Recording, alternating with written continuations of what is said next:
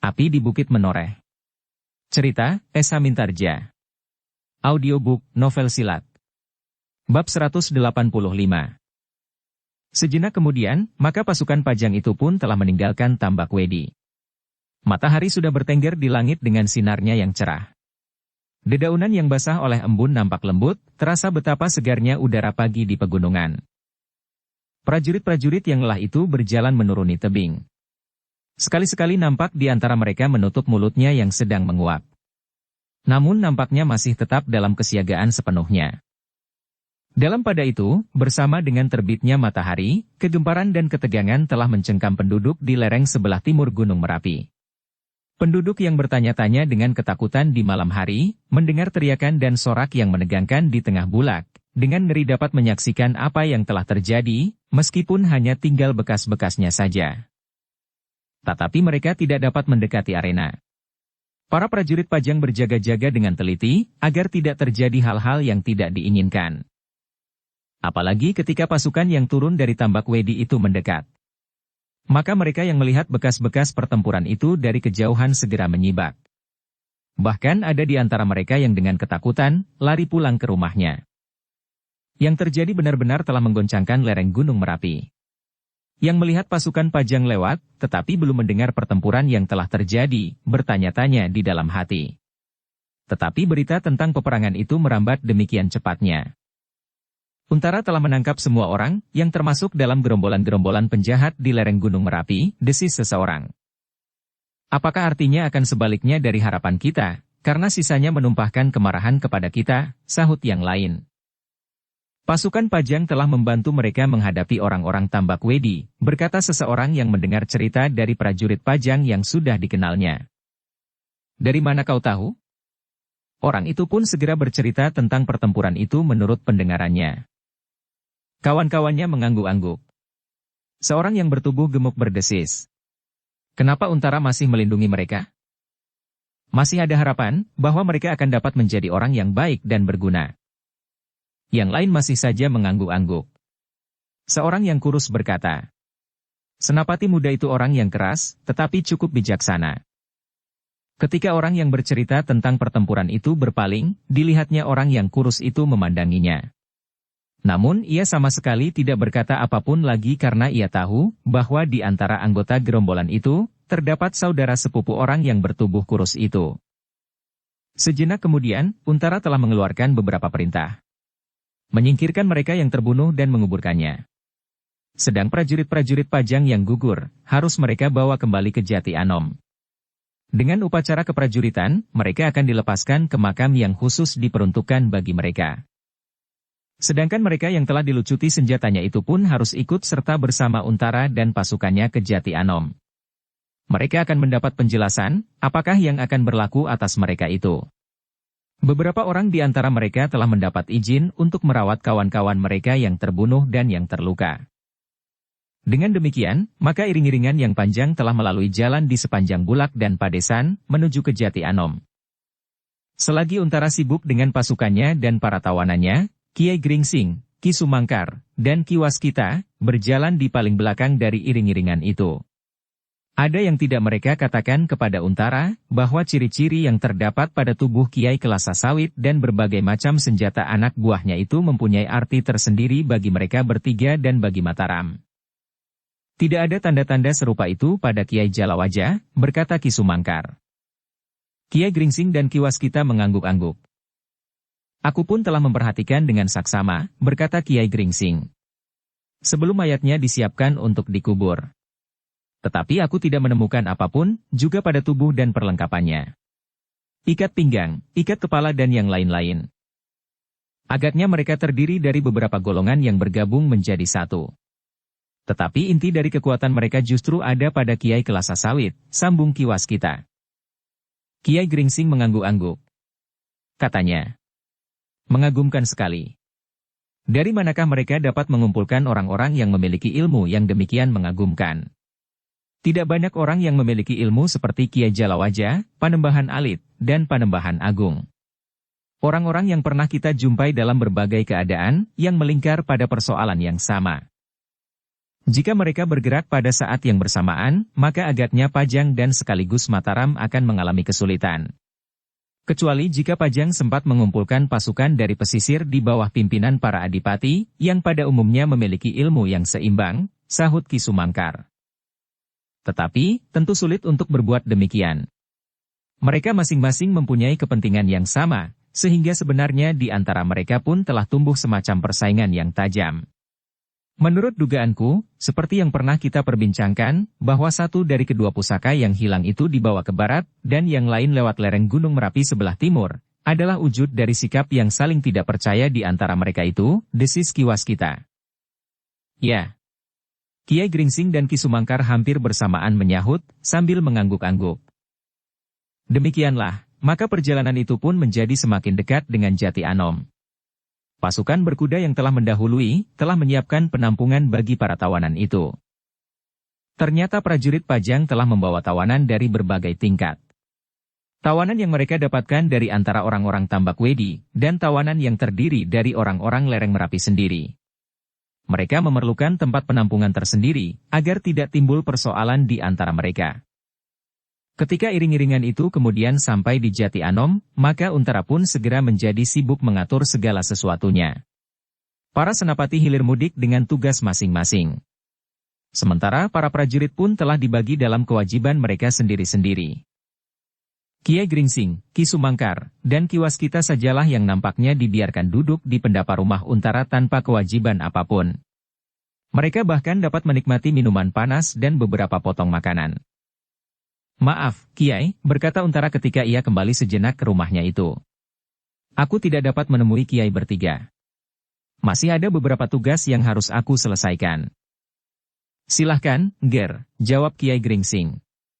Kami akan beristirahat sambil menunggu di sini. Jika Kiai bertiga memerlukan apapun juga, silahkan Kiai mengatakannya kepada para penjaga atau jika yang dimaksud adalah makan atau minuman, Kiai dapat mengatakannya kepada istriku. Terima kasih, Ger, terima kasih. Demikianlah, Untara sibuk dengan tugas yang tidak dapat ditinggalkannya. Ia kemudian berada di Banjar. Setiap kali ia mengatur prajurit-prajuritnya dalam kewajibannya masing-masing.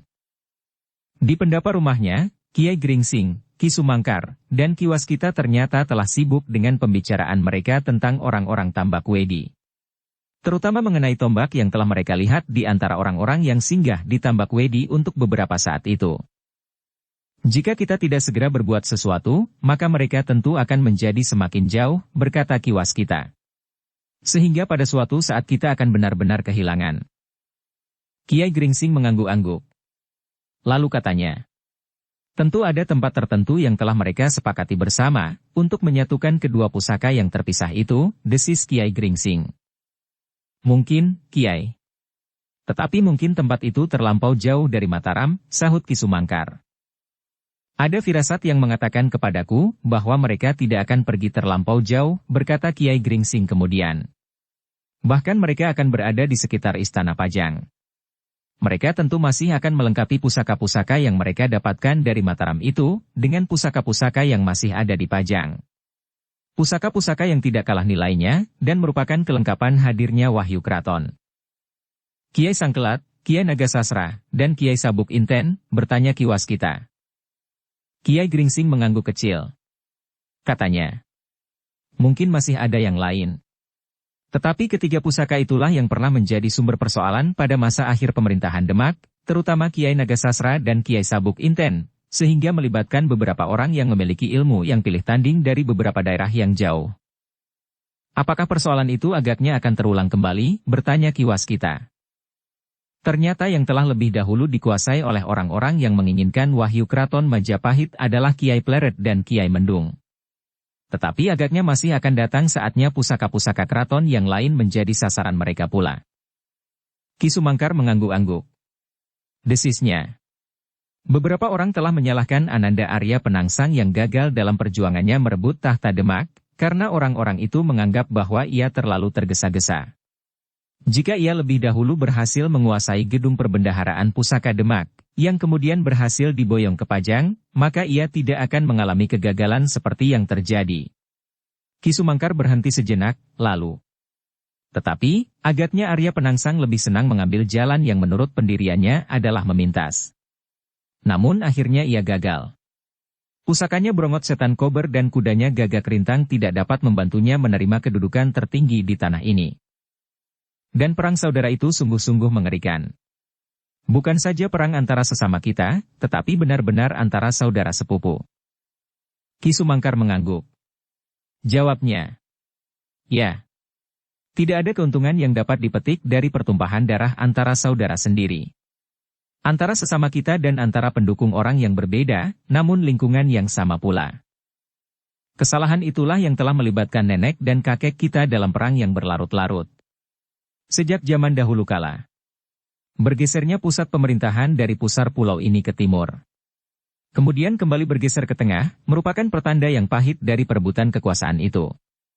Dan agaknya sampai saat ini masih saja nampak gejala-gejalanya. Hilangnya pusaka-pusaka itu membuat kita menjadi sangat cemas, bahwa perang yang demikian akan terulang kembali, gumam Ki Waskita. Usaha-usaha yang mencemaskan telah nampak. Dan kita tidak dapat berbuat banyak, berkata Kiai Gringsing. Kemudian, kita tidak dapat mengatakan kepada pimpinan di Pajang, bahwa kedua pusaka itu telah hilang. Dan dengan demikian Pajang harus memperketat pengawasannya terhadap gedung perbendaharaan pusaka-pusaka itu. Ya. Kita tidak dapat berbuat demikian, desis Ki Sumangkar pula. Ketiga orang tua itu mengangguk-angguk. Ada kecemasan di dalam hati mereka, justru karena mereka mengetahui bahaya yang seolah-olah sedang merayap, menerkam kekuasaan yang ada. Pajang agaknya telah benar-benar goncang. Jika pada suatu saat ketidakpuasan terhadap sultan itu merambat kepada para adipati di pesisir, maka akan tumbuh malapetaka yang besar. Sedangkan Mataram masih sedang tumbuh, dan masih belum mendapat bentuk yang mantap. Apalagi dengan hilangnya kedua pusaka, yang oleh Sultan Pajang diserahkan kepada putra angkatnya, Sutawijaya yang kemudian bergelar Senapati Ingalaga, yang berkedudukan di Mataram. Demikianlah. Maka ketiganya pun kemudian berbicara tentang berbagai macam persoalan yang langsung atau tidak langsung menyangkut perkembangan Mataram, setelah kedua pusaka itu hilang. Mereka mencoba mencari-cari setiap hubungan atas hilangnya pusaka itu, dengan setiap kemungkinan yang dapat mereka dengar tentang kesetiaan para pejabat di Pajang sendiri. Suatu kerja yang panjang, berkata Kiai Gringsing kemudian. Tidak akan dapat kita lakukan dalam 1-2 bulan, bahkan mungkin 1-2 tahun. Kita tidak tahu di mana Raden Sutawijaya itu kini berada. Mungkin Raden Sutawijaya telah mendapatkan bahan-bahan yang lain tentang hilangnya kedua pusakanya. Tetapi mungkin Raden Sutawijaya justru sedang berada di lembah-lembah dan hutan-hutan lebat di lereng pegunungan Sewu. Ki Sumangkar mengangguk-angguk. Katanya kemudian, mungkin sekali. Agaknya Raden Sutawijaya mempunyai kebiasaan antara ayahanda angkatnya, Sultan Hadiwijaya, dan ayahandanya, Ki Gede Pemanahan. Seorang yang suka sekali menyepi, menempuh perjalanan untuk mendapatkan pengalaman dan ilmu. Tetapi juga seperti Sultan Hadiwijaya, ia adalah seorang anak muda yang mudah sekali tersentuh perasaannya melihat kecantikan seorang gadis. Ki Waskita menarik nafas dalam-dalam. Katanya, suatu gabungan sifat yang agak bertentangan. Tetapi agaknya memang dapat terwujud di dalam diri Raden Sutawijaya. Dengan demikian, apakah yang sebaiknya kita lakukan? Bertanya Ki Sumangkar. Sekali-sekali kita pergi ke Mataram. Mungkin kita mendengar sesuatu tentang Raden Sutawijaya, sehingga kita akan dapat segera menghubunginya, dan memberitahukan penglihatan kita atas kedua pusaka itu. Kiai Gringsing berhenti sejenak, lalu. Sementara itu, kita dapat ikut menyelenggarakan perkawinan Swandaru, yang sudah menjadi semakin dekat. Ki Sumangkar dan Ki Waskita mengangguk-angguk. Iya, desis Ki Sumangkar. Hampir aku lupa. Dalam waktu dekat, Sangkal Putung akan menyelenggarakan perhelatan perkawinan Angger Swandaru. Suatu selingan yang baik, berkata Ki Waskita sambil tersenyum. Namun kita tidak akan dapat melepaskan sama sekali setiap hubungan persoalan yang sedang terjadi sekarang ini. Baik di Tanah Perdikan Menoreh, maupun di Sangkal Putung, sama sekali tidak akan tersentuh oleh arus yang menghanyutkan pusaka-pusaka itu. Tetapi mungkin berbeda dengan Telatah Menoreh. Kiai Gringsing mengangguk-angguk. Meskipun Menoreh mempunyai kekuatan yang cukup dengan anak-anak muda yang telah terlatih sebagai pengawal tanah perdikan, yang tidak jauh berbeda dengan suasana keprajuritan, namun jika di daerah itu hadir Kiai Kelasa Sawit dengan kekuatan yang sama seperti pasukan Kiai Jalawaja, maka Menoreh harus berjuang sekuat-kuatnya untuk mempertahankan diri. Meskipun mungkin mereka berhasil mengusir kekuatan sebesar itu, tetapi korbannya tentu tidak terbilang. Mudah-mudahan, hari-hari perkawinan itu dapat berlangsung tanpa gangguan apapun. Setelah hari itu terlampaui, maka baiklah kita kembali turun ke gelanggang. Bahkan mungkin dengan anak-anak kita, dan sepasang pengantin baru itu, gumam Kiai Gringsing. Namun dalam pada itu, setiap kali mereka membicarakan perkawinan Suandaru, terasa sesuatu tergetar di hati Ki Waskita. Seolah-olah Ki Waskita melihat kabut yang suram membayang di wajah kedua pengantin itu. Namun rasa-rasanya Ki Waskita melihat bayangan itu jauh sekali, di antara awan yang kehitam-hitaman. Ah! Ki Waskita tiba-tiba saja menundukkan kepalanya. Apakah Ki Waskita melihat sesuatu? Tiba-tiba saja Kiai Gringsing bertanya. Sebagai seorang yang memiliki penglihatan yang tajam, meskipun berbeda wujudnya dengan penglihatan atas isyarat seperti yang dapat dilakukan oleh Ki Waskita, namun Kiai Gringsing dapat menangkap sesuatu di wajah Ki Waskita itu. Demikian juga agaknya Ki Sumangkar, sehingga di luar sadarnya Ki Sumangkar pun bertanya. Apakah yang kau lihat, Ki Waskita? Ki Waskita menggelengkan kepalanya. Katanya. Tidak. Aku terlalu dipengaruhi oleh pertempuran yang baru saja berlangsung. Tetapi Kiai Gringsing berdesis. Ada sesuatu yang tergerak di hati Ki Waskita. Ki Waskita menarik nafas dalam-dalam. Katanya. Aku menjadi cemas bahwa perkawinan itu dapat terganggu karenanya. Tetapi sekali lagi aku katakan bahwa aku adalah seseorang yang terlampau banyak menghubung-hubungkan peristiwa dengan peristiwa yang kadang-kadang seolah-olah aku lihat sebagai isyarat. Tetapi aku dapat keliru. Kedua orang tua itu pun mengangguk-angguk. Namun betapapun juga mereka menangkap kecemasan di hati Ki Waskita yang agaknya melihat sesuatu yang kurang cerah. Tetapi agaknya Ki Waskita masih belum dapat mengatakan dengan terbuka. Namun justru karena itu, timbullah berbagai macam dugaan di hati Kiai Gringsing dan Ki Sumangkar. Meskipun demikian, Kiai Gringsing dan Ki Sumangkar, yang telah cukup matang dalam sikap itu, tidak mendesak Ki Waskita. Mereka mengangguk-angguk tanpa sesadarnya. Meskipun demikian, mereka seakan-akan melihat pula kabut yang buram itu membayang. Karena itu pula lah agaknya, maka Kiai Gringsing justru menjadi semakin didesak oleh suatu keinginan untuk segera kembali ke Sangkal Putung. Rasa-rasanya ia ingin berada di dekat muridnya, khususnya Suandaru yang akan melangsungkan hari perkawinannya dalam bayangan kecemasan. Ki Waskita, berkata Kiai Gringsing. Rasa-rasanya aku ingin terbang ke Sangkal Putung saat ini. Mungkin sikapku telah mempengaruhi perasaan Kiai. Maaf, aku sama sekali tidak bermaksud membuat kesan apapun atas Angger Suandaru. Tidak, Kiai. Tetapi seandainya memang demikian sehingga aku menjadi tergesa-gesa pergi ke Sangkal Putung, sama sekali bukan salah Ki Waskita. Apapun yang terjadi, akan terjadi. Jika Ki Waskita melihat isyarat apapun, itu adalah isyarat. Bukan isyarat itulah yang menyebabkan yang terjadi itu kemudian terjadi. Ki Waskita mengangguk-angguk. Nah, Ki Waskita, berkata Kiai Gringsing pula. Apakah kita pada hari ini dapat minta diri dan pergi ke Sangkal Putung? Aku kira tidak ada salahnya, sahut Ki Waskita. Persoalan kita sudah selesai di sini. Dan agaknya Angger Untara tinggal menghadapi penyelesaian menurut ketentuan yang ada dalam lingkungan keprajuritan Pajang, sehingga kita memang tidak dapat berbuat apa-apa di sini. Baiklah, sahut Kiai Gringsing. Kita akan minta diri. Angger Untara tentu tidak akan terlalu lama, berkata Ki Sumangkar pula. Rasa-rasanya memang sudah terlalu lama kita berada di Jati Anom. Kiai Gringsing dan Ki Waskita pun mengerti pula, bahwa tentu Ki Sumangkar pun mencemaskan satu-satunya muridnya, Sekar Mirah. Yang hubungannya dengan Agung Sedayu menjadi jelas dalam kesamarannya. Angger Untara ingin adiknya ada di Jati Anom, berkata Kiai Gringsing di dalam hatinya. Itu pun menggelisahkan pula. Karena hubungan kakak beradik itu akan dapat menjadi renggang, jika sikap mereka tidak seimbang. Namun ketiga orang tua itu pun kemudian sepakat untuk minta diri kepada Untara. Selain kehadiran mereka di Jati Anom memang tidak akan dapat memberikan bantuan bagi penyelesaian persoalan para tawanan dan hubungan antara prajurit Pajang dengan mereka, yang oleh Untara digolongkan pada orang-orang yang masih mungkin mendapat tempat di dalam lingkungannya. Mereka juga merasa mempunyai kewajiban yang harus mereka lakukan di Sangkal Putung. Seperti yang diduga oleh Ki Sumangkar, maka Untara memang tidak terlalu lama kemudian telah datang kembali ke rumahnya.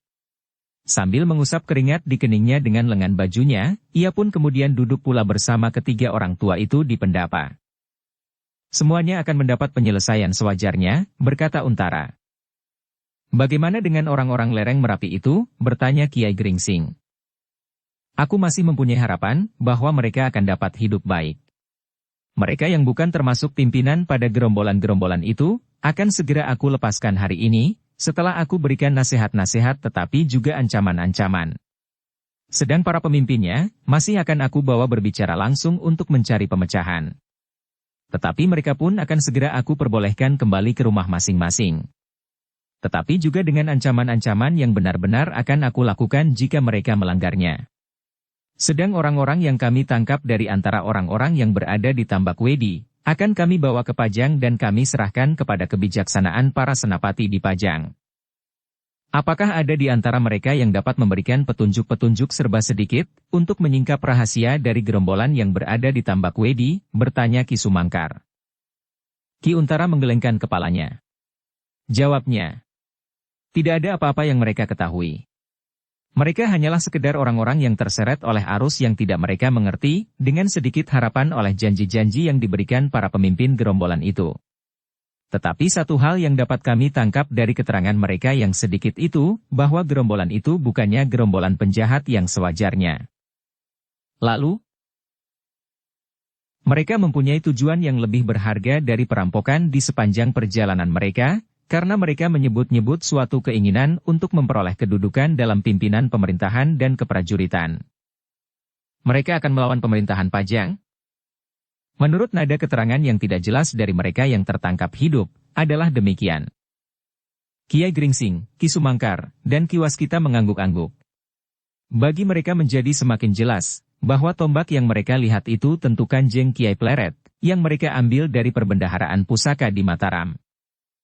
Tetapi mereka bertiga tidak dapat mengatakannya demikian. Bahkan sejenak kemudian, setelah mereka berbincang panjang lebar, dan setelah Untara mempersilahkan tamunya makan bersamanya dan menyatakan untuk segera kembali kepada tugasnya di Banjar, ketiga orang-orang tua itu justru minta diri kepadanya. Begitu tergesa-gesa, Kiai? Kiai tentu lelah. Sebaiknya Kiai bertiga beristirahat barang 1-2 hari di sini. Terima kasih, Ger. Sangkal Putung tidak begitu jauh dari sini. Untara mengangguk-angguk.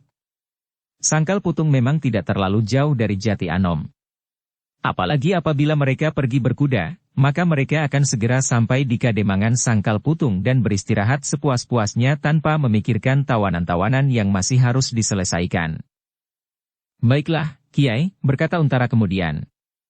Jika Kiai bertiga ingin segera pergi ke Sangkal Putung, maka sudah barang tentu aku tidak dapat menahannya. Tetapi, Angger, berkata Kiai Gringsing kemudian. Sebelum aku pergi, apakah Angger mengizinkan kami bertiga untuk bertemu dengan 3 orang yang kami ketemukan terluka parah di Padepokan Tambak Wedi? Untara mengerutkan keningnya. Lalu, apakah kepentingan Kiai dengan mereka? Aku telah mengobati mereka. Apakah ada manfaatnya? Aku ingin melihatnya. Oh, Untara mengangguk-angguk. Silahkan, Kiai. Mereka berada di Banjar. Nanti aku antarkan Kiai menemui mereka. Oh tidak, Ger. Tidak perlu. Biarlah kami pergi saja ke Banjar. Aku harap jika Angger mengizinkan, para penjaganya pun tidak akan berkeberatan, sahut Kiai Gringsing. Sementara ini biarlah Angger Untara beristirahat. Kami hanya sebentar, karena kami akan segera kembali ke Sangkal Putung. Demikianlah, maka Kiai Gringsing bertiga memerlukan pergi ke Banjar meskipun hanya sebentar. Mereka berusaha menjumpai 3 orang yang telah ditolongnya di Padepokan Tambak Wedi. Agaknya para petugas pun tidak berkeberatan apapun, karena mereka kenal siapakah Kiai Gringsing dan kedua kawannya itu. Ketiga orang itu pun kemudian berjongkok di samping tubuh yang terbaring di atas tikar, di ruang belakang Banjar Kademangan. Beberapa orang yang lain nampak terbaring pula berjajar-jajar. Sementara para penjaga berdiri di pintu dengan senjata di tangan. "Kisanak," bisik Kiai Gringsing di telinga salah seorang dari ketiga orang yang terluka itu. "Apakah badanmu sudah merasa agak baik?" "Iya, Kiai," jawab orang itu. "Obat Kiai memberikan banyak sekali pertolongan pada luka-lukaku. Bahkan perasaan pedihnya pun menjadi jauh berkurang." Kiai Gringsing mengangguk-angguk. "Kisanak, apakah kau sudah lama berada di dalam lingkungan anak buah Kiai Kelasa Sawit?" Orang itu menggeleng. Jawabnya, "Belum terlalu lama. Aku terseret oleh beberapa anak muda di padukuhanku." "Kau berasal dari mana?" "Jipang." "Jipang," desis Ki Sumangkar. "Ya. Beberapa orang anak-anak muda dari padukuhan kami telah menyatukan diri dengan perjuangan untuk menegakkan kembali kejayaan Majapahit." "Siapakah yang mengatakan kepada kalian?" "Kiai Kelasa Sawit." "Apakah kau tahu arti dari perjuangan itu?" Orang itu termangu-mangu sejenak.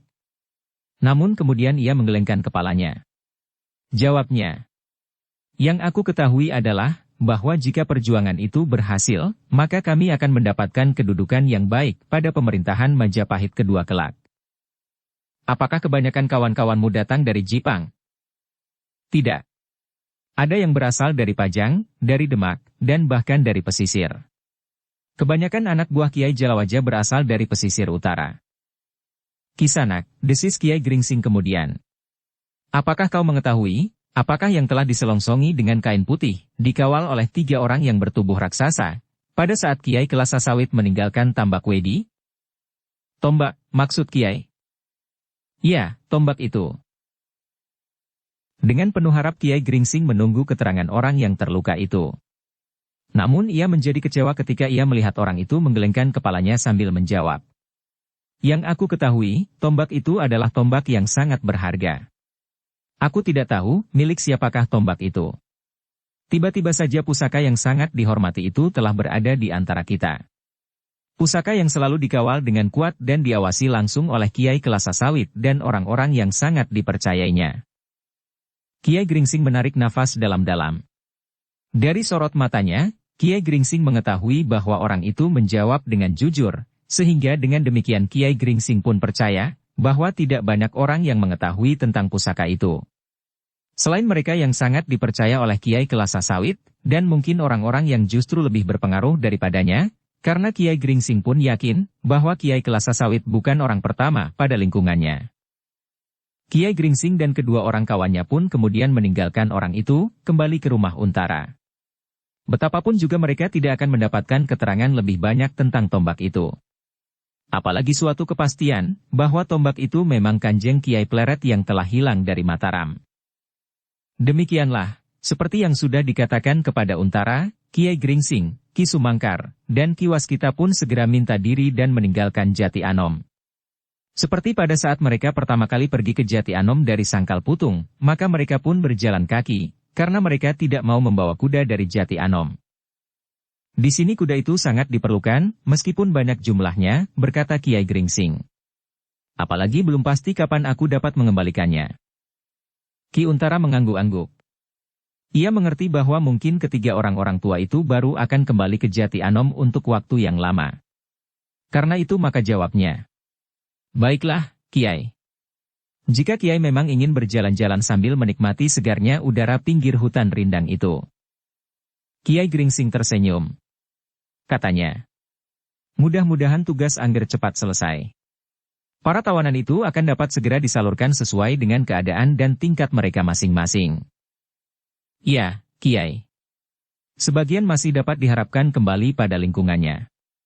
Terutama mereka yang selama ini menjadi benalu di lereng Merapi. Tetapi orang yang kami tangkap dari lingkungan pasukan Kiai Kelasa Sawit, tetap akan kami serahkan kepada kebijaksanaan pimpinan keprajuritan di Pajang." Demikianlah, maka Kiai Gringsing, Ki Sumangkar, dan Ki Waskita pun segera mohon diri, juga kepada para senapati dan prajurit yang berada di rumah Untara.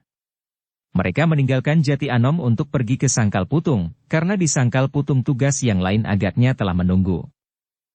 Orang-orang tua yang luar biasa, desis Untara sepeninggal ketiga orang tua itu. Seorang senapati muda menarik nafas dalam-dalam. Katanya, memang mengherankan sekali. Seolah-olah umur mereka sama sekali tidak mempengaruhi jasmani mereka. Tentu ada pengaruhnya, berkata Untara. Jika demikian, betapa dahsyatnya mereka di masa muda. Tentu tidak sedahsyat sekarang. Senapati muda itu menjadi bingung. Namun Untara pun menjelaskan. Di saat mereka masih muda, tenaga jasmaniah mereka memang lebih baik dari sekarang. Tetapi ilmu mereka tentu belum sematang sekarang. Sedangkan sekarang, di saat tenaga jasmaniah mereka mulai surut, mereka telah berhasil mematangkan ilmu mereka dan penguasaan tenaga cadangan di dalam diri mereka. Itulah sebabnya, nampaknya mereka justru menjadi semakin kuat dan tangkas. Apabila ada seseorang yang di masa mudanya dapat menguasai kemampuan dan kematangan ilmu seperti mereka bertiga, maka ia adalah orang yang tidak terkalahkan. Untara berhenti sejenak, lalu. Tetapi, di dunia ini tidak ada orang yang tidak terkalahkan, karena betapapun kuatnya seseorang, namun ia tentu memiliki kelemahan-kelemahannya masing-masing. Senapati muda itu mengangguk-angguk. Namun betapapun juga, ia tetap mengagumi ketiga orang-orang tua yang seolah-olah sama sekali tidak merasa lelah dan letih, meskipun mereka terlibat dalam pertempuran yang dahsyat di antara prajurit-prajurit Pajang. Dalam pada itu, Kiai Gringsing, Ki Sumangkar, dan Ki Waskita telah menjadi semakin jauh dari Jati Anom. Mereka merasa udara di bulak persawahan memang menjadi segar. Apalagi jika mereka nanti memasuki bayangan rimbunnya dedaunan di pinggir hutan rindang. Memang kadang-kadang terasa juga, bahwa segarnya udara justru membuat mereka merasa letih, seolah-olah mereka justru ingin berhenti dan duduk saja di bawah sebatang pohon yang rimbun, kemudian bersandar batangnya sambil terkantuk-kantuk. Namun mereka sudah terlalu biasa menguasai diri sendiri dan mengesampingkan perasaan letih, dan terlebih-lebih lagi adalah perasaan segan untuk berbuat sesuatu karena keletihan itu. Karena itu, maka mereka masih tetap berjalan, bahkan semakin cepat agar mereka segera sampai ke Jati Anom. Namun dalam pada itu terdengar Kiai Gringsing berdesis. Aku menjadi berdebar-debar, ketika aku minta diri kepada Angger Untara. Kenapa? Bertanya Ki Sumangkar. Aku sudah terngiang pertanyaannya mengenai Agung Sedayu.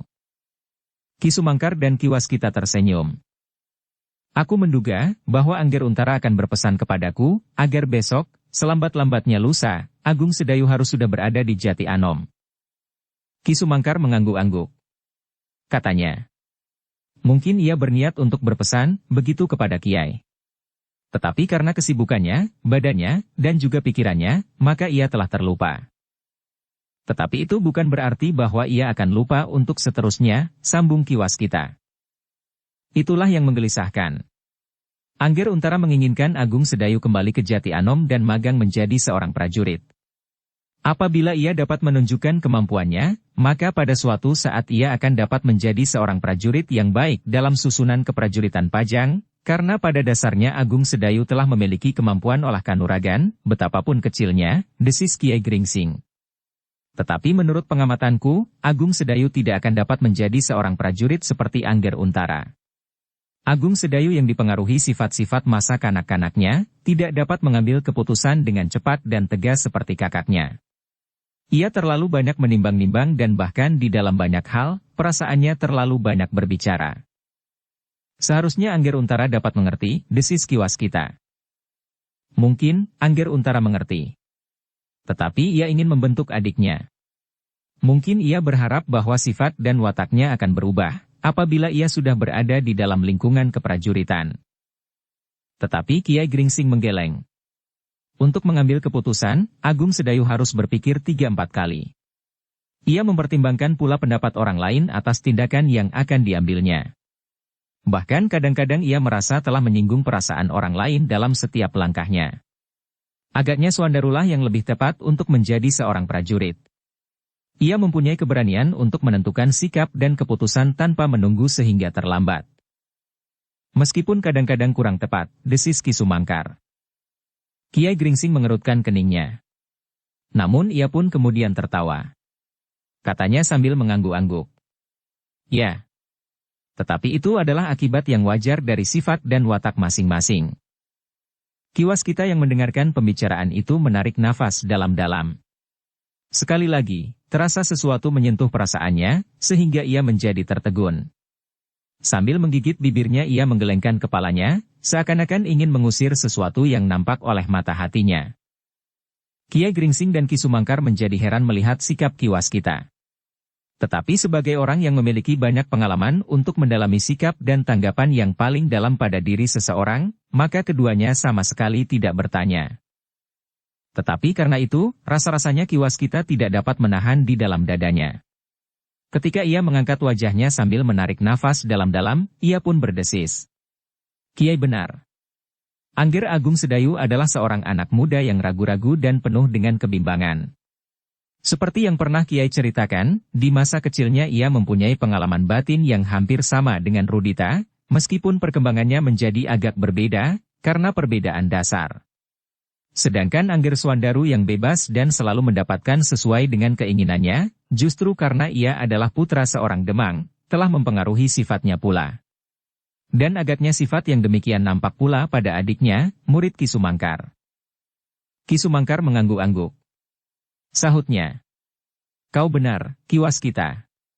Terasa kemanjaan semasa kanak-kanak, bukan saja dari orang tuanya, tetapi oleh lingkungannya, membuat mereka berdua memiliki sifat-sifat yang jauh berbeda dengan Agung Sedayu. Kiwas kita mengangguk-angguk. Namun tatapan matanya kemudian seakan-akan tersangkut di ujung awan yang mengambang di langit yang biru. Katanya kemudian, karena Kiai berdua membicarakan sifat dan watak Angger Agung Sedayu dan Angger Swandaru, di luar kemauanku, seolah-olah aku melihat bahwa sifat dan kelakuan Angger Swandarulah yang telah menumbuhkan bayangan yang suram pada masa depannya, justru setelah hari-hari perkawinannya. Kiai Gringsing dan Ki Sumangkar tidak menyahut. Mereka melihat Kiwas kita mengangkat wajahnya. Kemudian menarik nafas dalam-dalam. Namun dalam pada itu, mereka bertiga masih tetap berjalan, meskipun menjadi agak lambat. Kiwas kita. Kiai Gringsing pun kemudian berbisik. Aku dapat menduga isyarat apakah yang Kiwas kita lihat setelah saat perkawinan itu. Tetapi yang aku tidak dapat menduga, apakah masih ada cara untuk mencari pemecahan. Jika yang Kiwas kita lihat adalah apa yang akan terjadi, maka agaknya memang sulit untuk menyusup di sela-sela keharusan yang akan berlaku. Kiwas kita menarik nafas semakin panjang, serasa ia ingin menghirup udara di seluruh bulak yang panjang. Kiai. Itulah kelemahanku, yang pada dasarnya adalah kelemahan manusia. Kita memang harus menyadari betapa dungunya kita, betapapun orang lain menganggap kita memiliki ketajaman penglihatan dan kebijaksanaan. Kiai Gringsing dan Ki Sumangkar tidak menyahut. Kiai berdua, berkata Kiwas kita sambil melangkah terus perlahan-lahan. Aku tidak mengetahui, apakah yang aku lihat itu adalah isyarat tentang apa yang akan terjadi, atau semata-mata karena pikiranku telah dipengaruhi oleh sentuhan pendengaranku tentang Angger Swandaru, dan yang kemudian langsung mempengaruhi tanggapanku atasnya dalam sentuhan isyarat. Kiwas kita berhenti sejenak, lalu.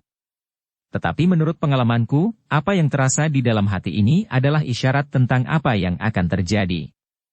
Namun demikian, mudah-mudahan aku keliru, sehingga masih ada jalan menyimpang, karena sebenarnya lah bahwa yang nampak bukanlah apa yang akan terjadi, tetapi sekedar kegelisahan orang tua yang sudah mulai pikun.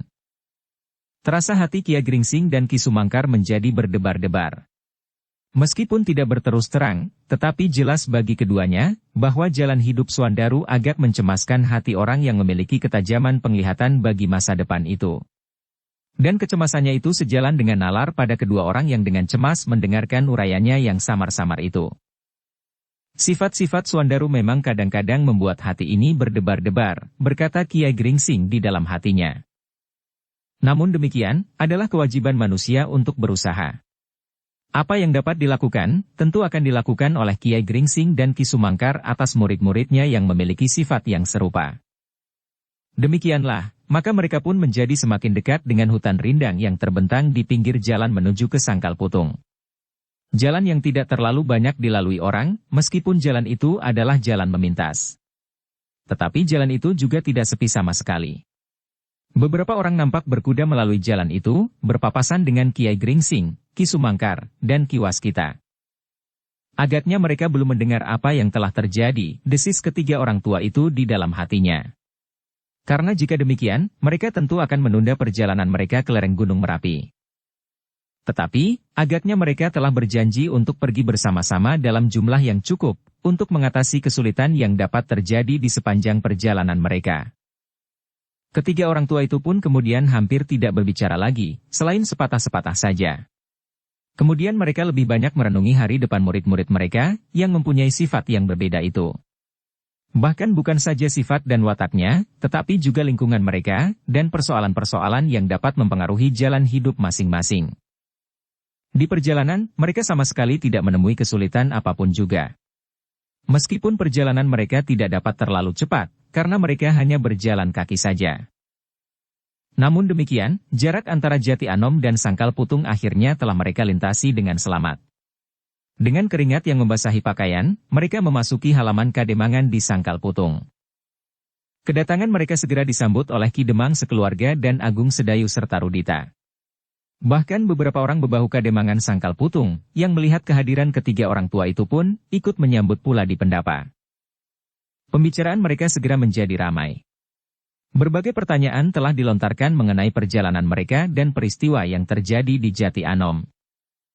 Angger Untara adalah seorang prajurit, berkata Kiai Gringsing. Segala keputusan dan tindakannya adalah pencerminan dari sikap dan wataknya itulah. Dengan singkat Kiai Gringsing sempat menceritakan apa yang telah terjadi di Jati Anom. Pertempuran yang dahsyat antara prajurit Pajang di Jati Anom yang harus menghadapi kekuatan yang tidak terduga di Tambak Wedi. Kemudian tindakan yang tepat, yang dilakukan oleh Untara, untuk membersihkan lereng Merapi dari beberapa gerombolan penjahat-penjahat kecil, yang selama ini dirasakannya mengganggu ketenangan. Namun demikian, tidak semuanya diceritakan oleh Kiai Gringsing. Ia tidak menyinggung sama sekali tentang tombak yang dilihatnya meninggalkan padepokan itu dengan pengawalan yang sangat kuat.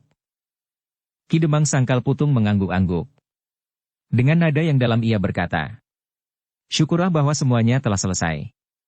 Sangkal Putung memang tidak terlalu dekat dengan Jati Anom, tetapi juga tidak terlalu jauh, sehingga setiap gejolak yang melimpah dari Jati Anom, akan mungkin sekali menyentuh Kademangan ini pula. Tetapi Kademangan ini mempunyai pengalaman yang luas untuk mempertahankan dirinya dari gerombolan-gerombolan semacam itu, berkata Ki Waskita. Bukankah Sangkal Putung pernah berhadapan langsung dengan pasukan macan kepatihan dari Jipang? Ah, itu sudah lama lampau. Dan pada saat itu, pasukan Pajang justru berada di Kademangan ini. Ki Waskita mengangguk-angguk. Katanya. Tetapi, Sangkal Putung dengan demikian telah menempa dirinya. Pengawal-pengawal Kademangan ini tentu mempunyai kelainan dengan Kademangan-Kademangan lain, yang sama sekali tidak pernah mengalami goncangan apapun. Ki Demang mengangguk-angguk. Jawabnya. Agaknya memang demikian. Dan aku berbangga atas peristiwa yang membuat Sangkal Putung justru menjadi kuat itu. Demikian, pembicaraan mereka pun semakin lama menjadi semakin luas dari satu persoalan ke persoalan yang lain, yang telah terjadi di Sangkal Putung. Tetapi pembicaraan itu pun kemudian terhenti, ketika Nyai Demang kemudian mempersilahkan tamu-tamunya itu untuk makan. Sekar Mirah yang semula ikut mendengarkan pembicaraan gurunya di antara tamu-tamunya yang lain, kemudian menjadi sibuk membantu ibunya menyediakan nasi dan lauk pauknya. Baru setelah mereka selesai makan, mereka mulai membicarakan masalah-masalah yang lain. Terutama mengenai rencana hari perkawinan Swandaru yang menjadi semakin dekat. Agaknya persiapan perkawinan itu sudah jauh, berkata Kiai Gringsing kemudian. Tentu, Kiai. Bukankah waktunya sudah menjadi semakin dekat? Kita sudah mempersiapkan segala sesuatunya. Pada hari yang kelima, kita akan menerima sepasang pengantin itu dari tanah perdikan Menoreh. Kita sudah menyiapkan keramaian 3 hari 3 malam. Semula kita ingin mengadakan keramaian lebih dari itu. Tetapi mengingat keadaan yang terakhir di lereng Gunung Merapi, dan terutama di Mataram, maka niat itu pun kami tarik surut. Kami hanya akan mengadakan keramaian 3 hari 3 malam. Itu pun hanya sekedarnya. Kami ingin memberikan sedikit selingan bagi Sangkal Putung yang selalu tegang. Tetapi kami tidak dapat melupakan keadaan di sekitar kita. Ketiga orang-orang tua itu mengangguk-angguk. Justru karena itulah, maka Sangkal Putung telah mempersiapkan segala-galanya. Pasukan pengawal yang lengkap telah kami susun seperti saat-saat yang paling gawat, yang pernah mengancam Kademangan ini. Siapa tahu bahwa dalam keadaan itu, tiba-tiba saja muncul beberapa gerombolan-gerombolan perampok yang menduga bahwa sekali tepuk mereka akan mendapatkan beberapa ekor lalat di dalam perhelatan itu. Ternyata Ki Demang cukup berhati-hati, sahut Kiai Gringsing. Mudah-mudahan Ki Argapati di Menoreh pun bersikap serupa pula. Agaknya Ki Gede Menoreh pun menyadari keadaan itu, desis Ki Waskita. Ki Argapati mengetahui bahwa setiap saat kemungkinan yang tidak diharapkan itu dapat timbul seperti di Sangkal Putung, sambung Ki Sumangkar. Tetapi justru karena itu, Ki Gede tentu sudah mempersiapkan diri pula. Tetapi ia hanya seorang diri. Pandan Wangi tentu tidak akan dapat membantunya seperti pada saat lain, desis Kiai Gringsing. Mereka yang mendengarkan mengangguk-angguk. Mereka menyadari bahwa justru karena Pandan Wangi akan kawin itulah, maka Menoreh menjadi sibuk. Karena itu, maka Pandan Wangi sendiri tidak akan dapat banyak membantu ayahnya dalam hal itu. Namun dalam pada itu, mereka menyadari bahwa Ki Gede Menoreh adalah orang yang cukup berpengalaman. Ia mengenal daerahnya seperti ia mengenal dirinya sendiri. Di Menoreh tidak ada gerombolan-gerombolan yang mengganggu ketenangan, seperti di lereng Merapi. Apalagi benturan seperti yang baru saja terjadi, desis Ki Waskita. Sehingga karena itu, maka Menoreh tentu terasa lebih tenang. Yang lain mengangguk-angguk. Apalagi mereka pun mengerti, bahwa para pengawal tanah perdikan Menoreh pun agaknya dapat dipercaya, seperti anak-anak muda di Sangkal Putung. Meskipun demikian, betapapun mereka membicarakan keadaan lereng Merapi, namun tidak seorang pun dari mereka yang mulai menyinggung tentang tombak yang hilang dari Mataram. Selain waktunya memang tidak tepat, di pendapa itu juga hadir beberapa orang yang tidak tahu menahu tentang pusaka itu. Baru kemudian, setelah Kiai Gringsing, Ki Sumangkar, dan Ki Waskita dipersilahkan beristirahat di Gandok, mereka mulai membicarakannya dengan Agung Sedayu dan Swandaru. Namun dalam pada itu, karena Rudita hadir juga di antara mereka, ayahnya memerlukan memberikan pesan khusus kepadanya. Rudita, mungkin jalan pikiranmu agak berbeda dengan jalan pikiran kami. Tetapi sebaiknya kau menahan diri. Biarlah kami mencari jalan penyelesaian sesuai dengan cara kami. Rudita mengerutkan keningnya. Kau boleh mendengarkan pembicaraan kami, tetapi kau harus mencoba menghargai cara dan usaha kami, khususnya mengenai pusaka-pusaka dari Mataram itu. Rudita menarik nafas dalam-dalam. Jawabnya. Ya, ayah. Aku mengerti maksud ayah, meskipun barangkali aku tetap tidak dapat mengikuti jalan pikiran ayah. Tetapi karena persoalannya masih belum aku ketahui, dan sikap serta tanggapan ayah dan Kiai bertiga juga belum aku ketahui, maka aku tidak dapat mengatakan bahwa jalan pikiran kita akan berbeda. Ayahnya mengangguk-angguk. Katanya. Baiklah, Rudita. Tetapi aku selalu mengharap kau mengikuti cara kami berpikir. Baiklah, ayah, jawab Rudita, meskipun ia tidak mengerti apakah yang harus dilakukannya selain berdiam diri. Dalam pada itu, Ki Waskita pun kemudian berkata kepada Kiai Gringsing. Nah, mungkin Kiai ingin memberitahukan sesuatu kepada kedua murid Kiai. Kiai Gringsing mengangguk. Lalu katanya kepada kedua muridnya. Biarlah pada suatu saat Ki Sumangkar memberitahukannya kepada Sekar Mirah. Mungkin ada baiknya pula ia mengetahui tentang hal ini. Demikianlah, maka Kiai Gringsing mulai mengatakan kepada kedua muridnya, bahwa bertiga dengan Ki Sumangkar dan Ki Waskita, mereka telah melihat pusaka yang mungkin sekali adalah pusaka yang telah hilang dari Mataram. Kanjeng Kiai Pleret, desis kedua muridnya hampir berbareng. Ya. Kanjeng Kiai Pleret. Tetapi masih baru dugaan yang kuat, karena kami tidak sempat menemukan tanda-tanda yang dapat meyakinkan kami, kecuali ciri-ciri yang pernah kami lihat pada sekeping perak yang kehitam-hitaman itu. Lukisan kelelawar, bertanya Agung Sedayu. Ya. Di mana guru telah melihatnya? Di Padepokan Tambak Wedi. Pimpinan gerombolan yang singgah di bekas Padepokan Tambak Wedi itu mempunyai tanda seekor kelelawar di dadanya. Orang yang bernama Kiai Kelasa Sawit itu? Ya. Itu sudah meyakinkan, geram Swandaru. Pusaka yang berbentuk tombak, ciri-ciri yang pernah kita lihat pada sekeping perak, yang dengan sengaja telah ditinggalkan di Mataram dan ternyata terdapat pada salah seorang dari mereka, adalah kenyataan yang tidak dapat dibantah lagi. Kedua ciri itu bukannya sekedar kebetulan yang cocok, tetapi itu adalah suatu yang pasti. Memang mendekati perhitungan yang demikian. Bukan sekedar mendekati. Tidak ada kenyataan lain, desis Swandaru. Baiklah. Katakanlah bahwa tombak itu adalah tombak pusaka Kanjeng Kiai Pleret. Maka adalah kewajiban Mataram untuk melacak dan menemukannya. Sayang sekali, desis Swandaru. Pusaka itu sudah berada di depan hidung guru. Dan guru tidak bertindak cepat. Kami hanya bertiga. Sedang mereka yang membawa pusaka itu adalah pasukan segelar sepapan. Apakah kami bertiga mungkin dapat mengalahkan mereka? Bukankah pasukan Pajang kemudian menyusul Kiai bertiga? Baru kemudian. Dan pasukan itu tidak dengan segera mengikuti jejak orang-orang Tambak Wedi? Swandaru, suara Kiai geringsing datar. Lereng Merapi ditumbuhi hutan yang lebat. Jika mereka masuk ke dalam hutan itu, maka kemungkinan untuk menemukan jejaknya adalah sulit sekali. Tetapi bukankah kita harus berusaha? Jika mereka terlepas pada saat yang paling baik, guru, maka kesempatan serupa itu tidak akan kembali lagi. Ya, ayah, tiba-tiba saja Rudita memotong. Kesempatan seperti itu tidak akan ayah jumpai lagi. Kenapa ayah tidak berterus terang saja kepada Kiai Kelasa Sawit, bahwa pusaka itu diperlukan oleh Mataram, seperti juga Kiai Kelasa Sawit memerlukannya? Kiwas kita mengerutkan dahinya. Dipandanginya anaknya sejenak. Kemudian jawabnya. Kau tentu tahu Rudita, bahwa Kiai Kelasa Sawit tidak akan memberikannya. Bahkan ia telah mengambilnya dengan kekerasan dari Mataram. Nah, meskipun barangkali tidak sejalan dengan pikiranmu, namun kau dapat memperhitungkan. Jika ia sudah mengambil barang itu, pusaka atau harta benda dengan kekerasan, apakah kira-kira ia akan memberikannya dengan senang hati jika kami menemuinya, menundukkan kepala dalam-dalam, kemudian mohon agar pusaka itu diberikan kepada kami? Rudita termenung sejenak. Namun kemudian sambil tersenyum ia berkata, soalnya sudah jelas, ayah.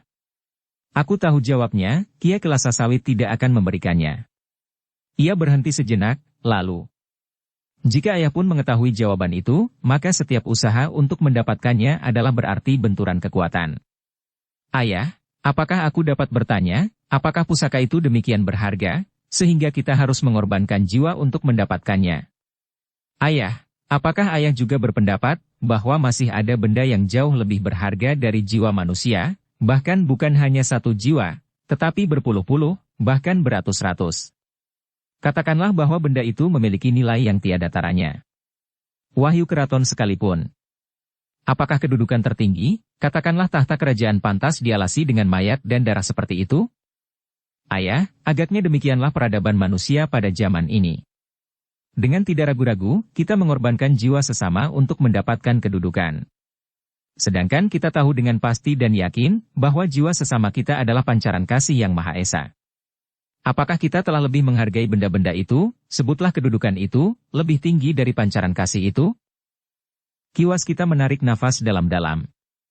Tetapi sebelum ia menjawab, Swandarulah yang mendahuluinya. Rudita. Di dalam hidup ini kita mengenal hak dan kewajiban. Hak dan kewajiban itu merupakan bagian dari hidup kita. Karena itulah, maka kita mempunyai kewajiban untuk berbuat sesuatu. Di antaranya justru mempertahankan hak itu sendiri. Pusaka itu pun merupakan hak dari Mataram. Hak Raden Sutawijaya yang bergelar Senapati Inggalaga. Adalah kewajibannya untuk mempertahankan haknya, meskipun dengan kekerasan sekalipun. Dan mengorbankan jiwa orang lain? Ya, jawab Swandaru. Orang lain yang berada di dalam sangkut paut antara hak dan kewajiban dengan Raden Sutawijaya. Sudah tentu bukan orang lain sama sekali. Bukan orang Banten, dan bukan orang Banyuwangi.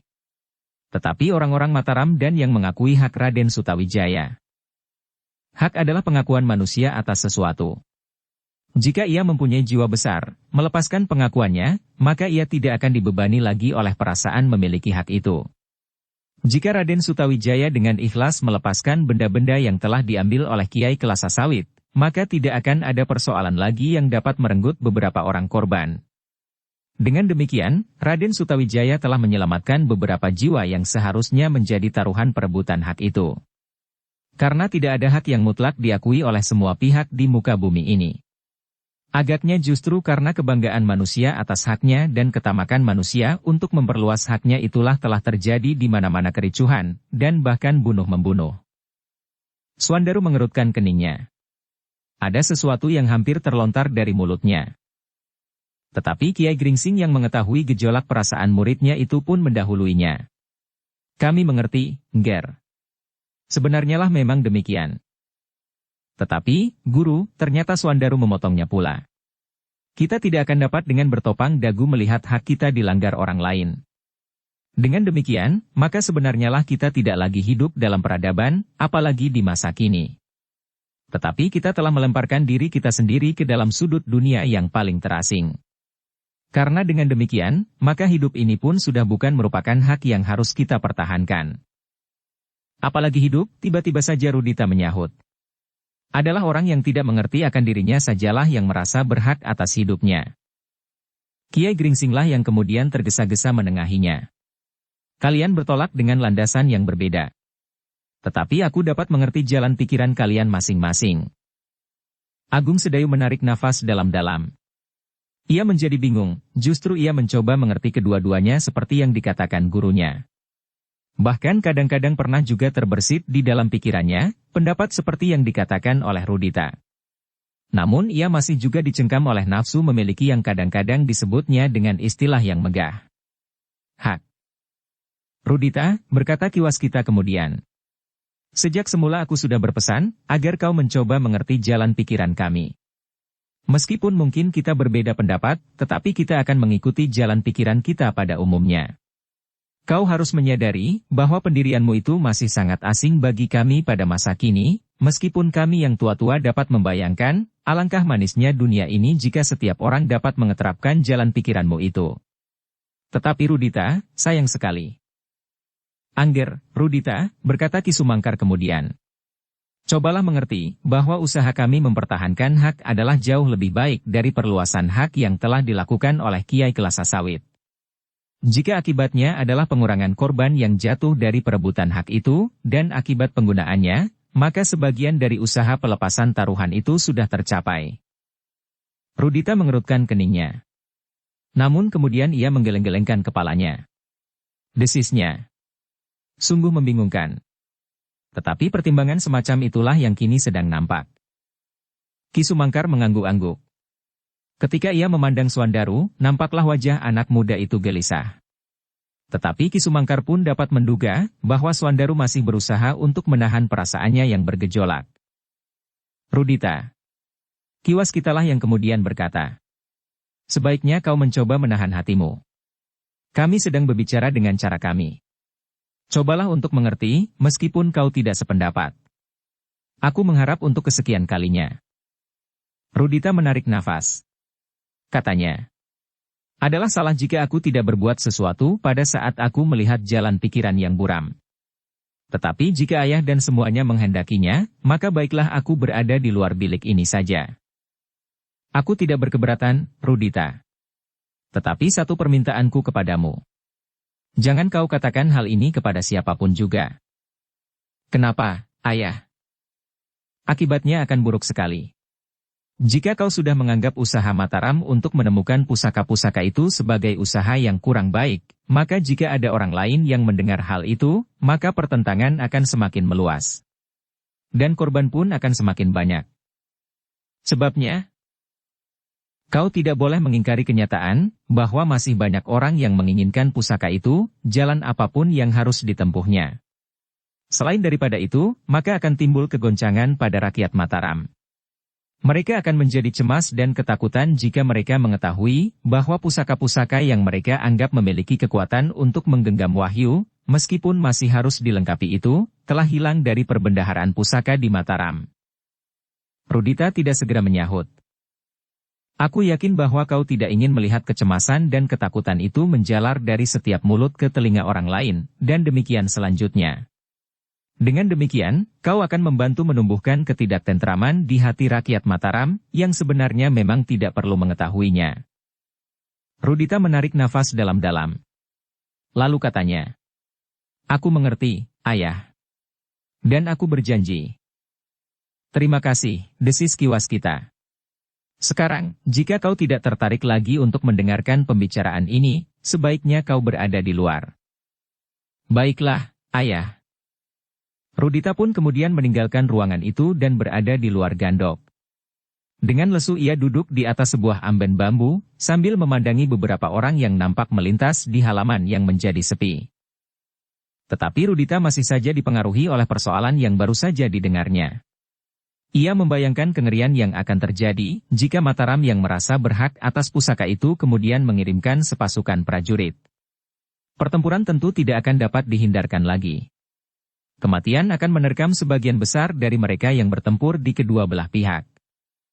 Aku tidak dapat mengerti, karena mereka lebih menghargai benda-benda itu daripada jiwa manusia, desisnya. Namun kemudian ia menggelengkan kepalanya, sambil berkata di dalam hati. Aku tidak ikut campur. Aku sudah mencoba mencegahnya. Tetapi mereka tidak menghiraukannya. Maut adalah permainan yang mengasihkan bagi sebagian besar manusia. Karena itulah, maka Rudita pun kemudian mencoba mengalihkan perhatiannya kepada beberapa bangunan baru di halaman samping Kademangan Sangkal Putung. Bangunan yang dibuat khusus menjelang hari perkawinan Swandaru. Rumah di sebelah itu tentu dibuat untuk menyediakan makanan dan nasi berancak-ancak, yang kemudian dikirimkan kepada mereka yang memberikan sumbangan berupa apapun kepada Ki Demang, gumam Rudita. Tetapi karena Ki Demanglah yang mengawinkan anaknya, maka tentu semua orang di Kademangan ini datang untuk memberikan sumbangan apapun juga. Dengan demikian, maka setelah perhelatan ini berakhir, Ki Demang justru akan mempunyai persediaan beras, kelapa, pisang, dan sayur-sayuran selumbung penuh. Tetapi pada saat perhelatan berlangsung, Ki Demang pun harus membagi ancak berisi nasi bagi seluruh penghuni Kademangan yang luas ini, dari ujung sampai ke ujung. Demikianlah, Rudita berusaha mengalihkan perhatiannya. Sementara di dalam gandok, Kiai Gringsing masih berbicara dengan murid-muridnya tentang pusaka yang hilang itu.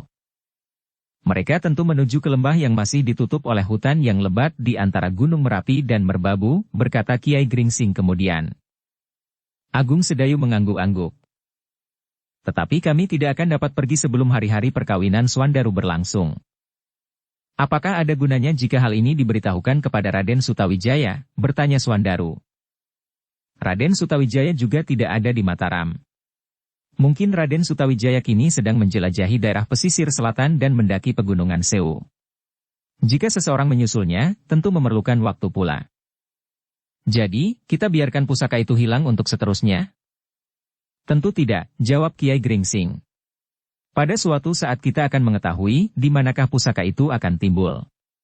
Jika ada seseorang yang menamakan dirinya penguasa atas tanah ini, berdasarkan atas kuasa keturunan Majapahit, maka kita akan segera mengetahui bahwa pusaka-pusaka itu ada pada mereka. Tentu kita tidak dapat menunggu sedemikian lama, potong Swandaru. Dengan demikian kita memberi kesempatan mereka menjadi kuat. Kiai Gringsing menarik nafas panjang. Memang ada kemungkinan mereka menjadi kuat. Tetapi menghadapi mereka itu, sudah tentu Mataram tidak akan dapat berbuat dengan tergesa-gesa. Swandaru, berkata Kiai Gringsing.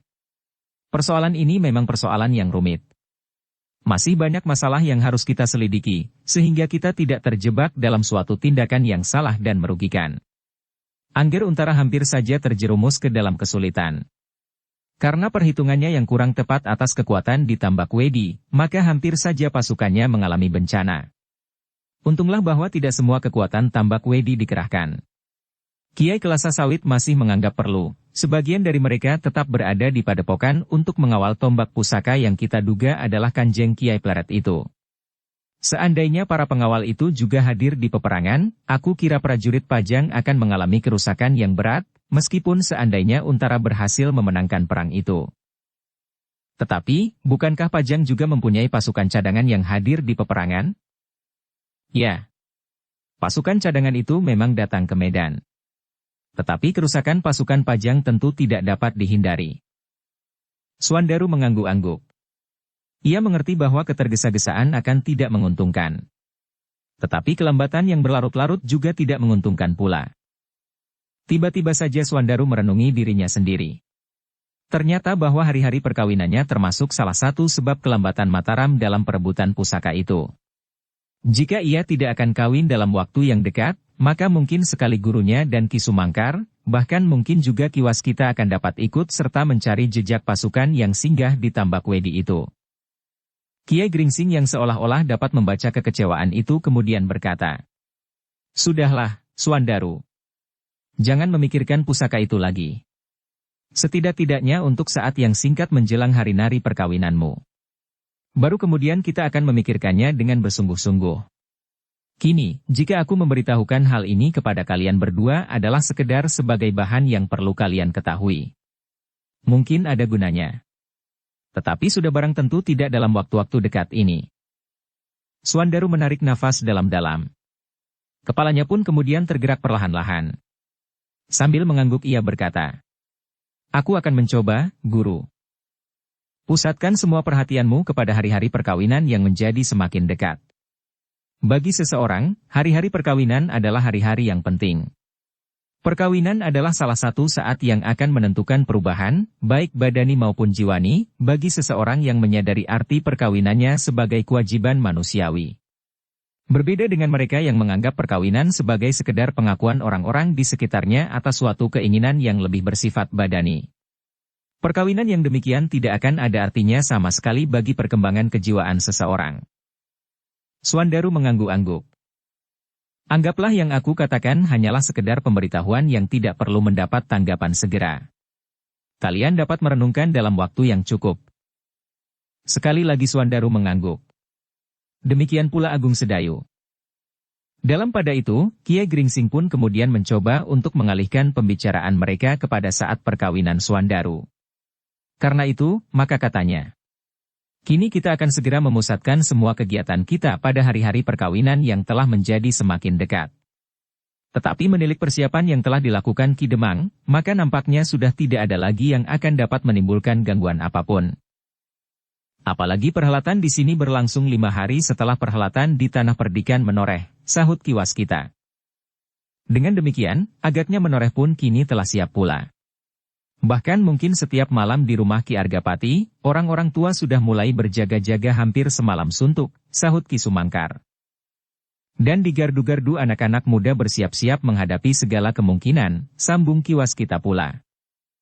"Tetapi tidak mencemaskan," jawab Kiai Gringsing. "Tidak ada persoalan yang terjadi seperti di lereng Gunung Merapi." Ki Waskita mengangguk-angguk. Katanya kemudian, "Tetapi ada juga baiknya kita melihat, apakah semuanya sudah tersedia." Kiai Gringsing dan Ki Sumangkar mengerutkan keningnya. Dengan ragu-ragu Kiai Gringsing pun kemudian bertanya, "Apakah maksud Ki Waskita, kita akan pergi ke Menoreh?" "Bukan kita semuanya, Kiai. Sebenarnya aku ingin menawarkan diri untuk pergi ke Menoreh, membawa pesan apapun yang mungkin perlu disampaikan." "Ki Waskita sendiri?" "Aku ingin menengok Ki Argapati, selebihnya aku ingin segera membawa Rudita kembali kepada ibunya yang tentu menjadi sangat cemas." Kiai Gringsing dan Ki Sumangkar menarik nafas dalam-dalam. Mereka mengerti betapa cemasnya seorang ibu yang ditinggalkan oleh anak satu-satunya dan tidak tahu kemana anak itu pergi. "Karena itu, Kiai," berkata Ki Waskita seterusnya, "jika Kiai tidak berkeberatan, sebenarnya dalam waktu yang singkat aku ingin minta diri. Aku sudah menemukan Rudita. Dan aku akan mengembalikannya kepada ibunya. Nah, dalam perjalanan itu aku tentu dapat singgah di Menoreh untuk menyampaikan pesan apapun juga." Sejenak Kiai Gringsing dan Ki Sumangkar berpandangan. Namun kemudian Kiai Gringsing pun berkata, "Tentu kami tidak akan dapat menahan. Tetapi perjalanan yang jauh itu tentu memerlukan pertimbangan-pertimbangan tersendiri." Ki Waskita termenung sejenak, ia mencoba membayangkan perjalanan yang harus ditempuhnya, jika ia berniat kembali ke rumahnya untuk menyerahkan Rudita kepada istrinya. Namun kemudian Ki Waskita berkata, "Jalan sekarang sudah menjadi semakin rata. Aku kira tidak akan ada hambatan-hambatan lagi di sepanjang jalan. Jalan ke Mataram sekarang menjadi semakin ramai. Kemudian jalan dari Mataram ke Menoreh pun telah menjadi semakin sibuk pula. Apakah Ki Waskita bermaksud singgah di Mataram? Agar perjalananku aman, maka aku akan berjalan di siang hari bersama-sama dengan para pedagang dan orang-orang yang bepergian melalui jalan raya yang sudah ramai itu. Aku akan bermalam di Mataram semalam. Kemudian di hari berikutnya, aku akan melanjutkan perjalanan dan singgah di Menoreh semalam. Baru kemudian aku kembali pulang. Dan, Ki Waskita tidak akan pergi ke Sangkal Putung lagi? Kiai, berkata Ki Waskita kemudian. Perkawinan ini akan dirayakan di sini dan di Tanah Perdikan Menoreh. Bahkan di Tanah Perdikan Menoreh agaknya lebih awal 5 hari daripada di Kademangan ini. Karena itu, aku kira tidak akan ada bedanya jika aku mengikuti perhelatan itu di sini atau di Tanah Perdikan Menoreh. Tidak ada bedanya jika aku ikut membantu menurut kemampuanku di sini atau di Tanah Perdikan Menoreh. Kiai Gringsing dan Ki Sumangkar mengangguk-angguk. Namun sebelum mereka menyahut, Suandaru telah mendahului. Tetapi aku akan lebih senang jika Ki Waskita berada di sini. Kita bersama-sama pergi ke Tanah Perdikan Menoreh. Kemudian di hari kelima, kita bersama-sama pula kembali kemari. Ki Waskita tersenyum. Katanya, itu memang lebih baik. Tetapi aku kira, aku akan dapat mendahuluinya, karena kebetulan aku mempunyai kepentingan yang lain. Suandaru memandang gurunya sekilas. Namun ia pun menyadari bahwa ia tidak akan dapat mencegahnya jika memang itu dikehendaki oleh Ki Waskita. Dalam pada itu, maka Ki Waskita pun berkata, karena itu, jika Kiai berdua dan murid-murid Kiai sependapat, aku akan minta diri pula kepada Ki Demang. Tentu kami tidak akan dapat menahan Ki Waskita. Mudah-mudahan perjalanan Ki Waskita tidak menemui kesulitan apapun kelak. Dan aku kira, memang ada baiknya Ki Waskita singgah di Mataram. Jika Raden Sutawijaya masih belum kembali, Ki Lurah Berenjangan dapat juga agaknya diberitahu tentang kemungkinan yang kita lihat di Tambak Wedi, berkata Kiai Gringsing. Ki Waskita mengangguk-angguk. Dan apakah Ki Waskita akan segera berangkat besok, atau pada hari-hari yang masih akan dipilih? Aku akan berangkat besok pagi-pagi benar Kiai. Untuk seterusnya kita akan bertemu di Tanah Perdikan Menoreh. Begitu Ki Waskita, bertanya Ki Sumangkar. Ya begitulah. Kita akan berpisah untuk sementara. Mungkin tenagaku dapat dipergunakan di Tanah Perdikan Menoreh. Aku adalah orang yang paling cakap menganyam tarub di padukuhanku, jawab Ki Waskita.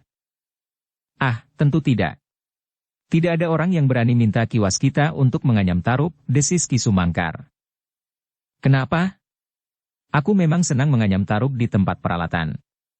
Seandainya tidak ada orang yang minta sekalipun, aku akan melakukannya. Ki Sumangkar tersenyum. Katanya, beruntunglah Pandanwangi dan Suandaru. Yang menganyam tarub di saat-saat perkawinannya adalah Ki Waskita. Ki Waskita pun tertawa. Sementara Kiai Gringsing berkata, mudah-mudahan merupakan pertanda baik bagi kedua pengantin. Suandaru hanya menundukkan kepalanya saja, sedang Agung Sedayu mulai dipengaruhi oleh bayangan tentang dirinya sendiri. Apakah saat-saat perkawinanku kelak akan mendapat perhatian dari orang-orang yang memiliki kelebihan seperti Ki Waskita, Ki Sumangkar dan Guru? Apakah menjelang saat-saat perkawinan itu kelak, Ki Demang Sangkal Putung juga mengadakan persiapan seperti sekarang ini, dan kemudian di hari yang kelima, sepasang pengantin itu akan dirayakan pula di Jati Anom? Pertanyaan-pertanyaan itu mulai bergejolak di dalam hatinya. Tetapi Agung Sedayu berusaha untuk melepaskan kesan itu dari wajahnya, sehingga tidak seorang pun yang sempat memperhatikannya. Dalam pada itu, Ki Waskita pun kemudian berkata, nanti malam aku akan minta diri kepada Ki Demang. Baiklah Ki Waskita, berkala Kiai Gringsing kemudian. Kita akan berpisah sampai hari-hari perkawinan Suandaru. Tetapi mungkin setelah itu, meskipun sebenarnya kepentingan terbesar adalah Raden Sutawijaya, namun sudah tentu, kita yang sudah terlanjur terpercik dan menjadi basah pula karenanya, tidak akan dapat begitu saja melepaskan diri dari persoalan ini. Ki Waskita mengangguk-angguk. Katanya, sudah tentu Kiai. Aku akan tetap menyediakan diri. Meskipun mungkin aku masih akan memerlukan beberapa waktu untuk tinggal di rumah, bertemu dengan sanak kadang. Tetapi jika sudah cukup aku lakukan sebelum hari-hari perkawinan, maka aku pun akan segera dapat membantu Mataram, menurut kemampuanku. Tentu. Mataram akan berterima kasih. Mudah-mudahan selama saat-saat menjelang hari perkawinan Suandaru tidak terjadi sesuatu yang dapat menunda apalagi membatalkan perkawinan itu, desis Kiai Gringsing. Tentu tidak, sahut Ki Waskita. Namun nampak sedikit perubahan di wajahnya. Namun dalam pada itu, baik Kiai Gringsing maupun Ki Sumangkar sama sekali tidak bertanya lebih lanjut, justru karena mereka tidak ingin Suandaru mendengar kecemasan orang-orang tua tentang dirinya seperti yang dilihat oleh Ki Waskita sebagai wajah-wajah yang buram. Demikianlah, di malam harinya ketika mereka selesai makan bersama di pendapa dengan Ki Demang dan beberapa orang bebahu Kademangan yang hadir pula, Ki Waskita menyatakan maksudnya kepada Ki Demang Sangkal Putung, untuk pergi mendahului ke Menoreh. Sebenarnya, yang penting adalah kepentingan diri sendiri saja, berkata Ki Waskita. Tetapi supaya perjalananku ada juga gunanya, maka aku menawarkan diri untuk menjadi perintis jalan bagi mempelai yang akan segera berangkat pula ke Menoreh karena waktunya memang sudah menjadi semakin dekat. Ki Demang mengangguk-angguk. Karena Ki Waskita mengemukakan alasannya dengan berterus terang, maka Ki Demang pun tidak dapat mencegahnya. Ki Waskita, berkata Ki Demang. Tentu aku tidak dapat berusaha untuk menunda perjalanan itu. Bahkan aku mengucapkan banyak terima kasih karena Ki Waskita bersedia singgah di tanah perdikan Menoreh, untuk membawa pesan yang barangkali perlu aku sampaikan kepada Ki Argapati. Ya. Demikianlah agaknya Ki Demang. Ki Demang pun mengangguk-angguk. Ia pun kemudian berunding dengan beberapa orang tua di Sangkal Putung. Namun mereka pun kemudian mengambil kesimpulan, bahwa tidak ada pesan-pesan, bahwa semuanya akan berlangsung sesuai dengan rencana. Baiklah Ki Demang, berkata Ki Waskita kemudian.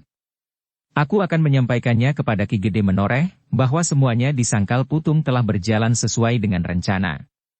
Sedangkan anak Mas Suandaru akan datang di Menoreh bersama pengiringnya dalam pakaiannya sehari-hari, sehingga di sepanjang jalan yang panjang ini perjalanannya tidak terganggu justru oleh pakaian pengantinnya. Demikian pula pada saat kedua pengantin itu kelak diboyong ke Sangkal Putung. Pengantin laki-laki akan datang 3 hari sebelum hari perkawinan, desis Ki Demang. Dukung channel Novel Silat dengan subscribe, follow, like, komen dan share. Tetapi seorang tua yang rambut dan janggutnya sudah memutih bertanya. 3 atau 5 Ki Demang?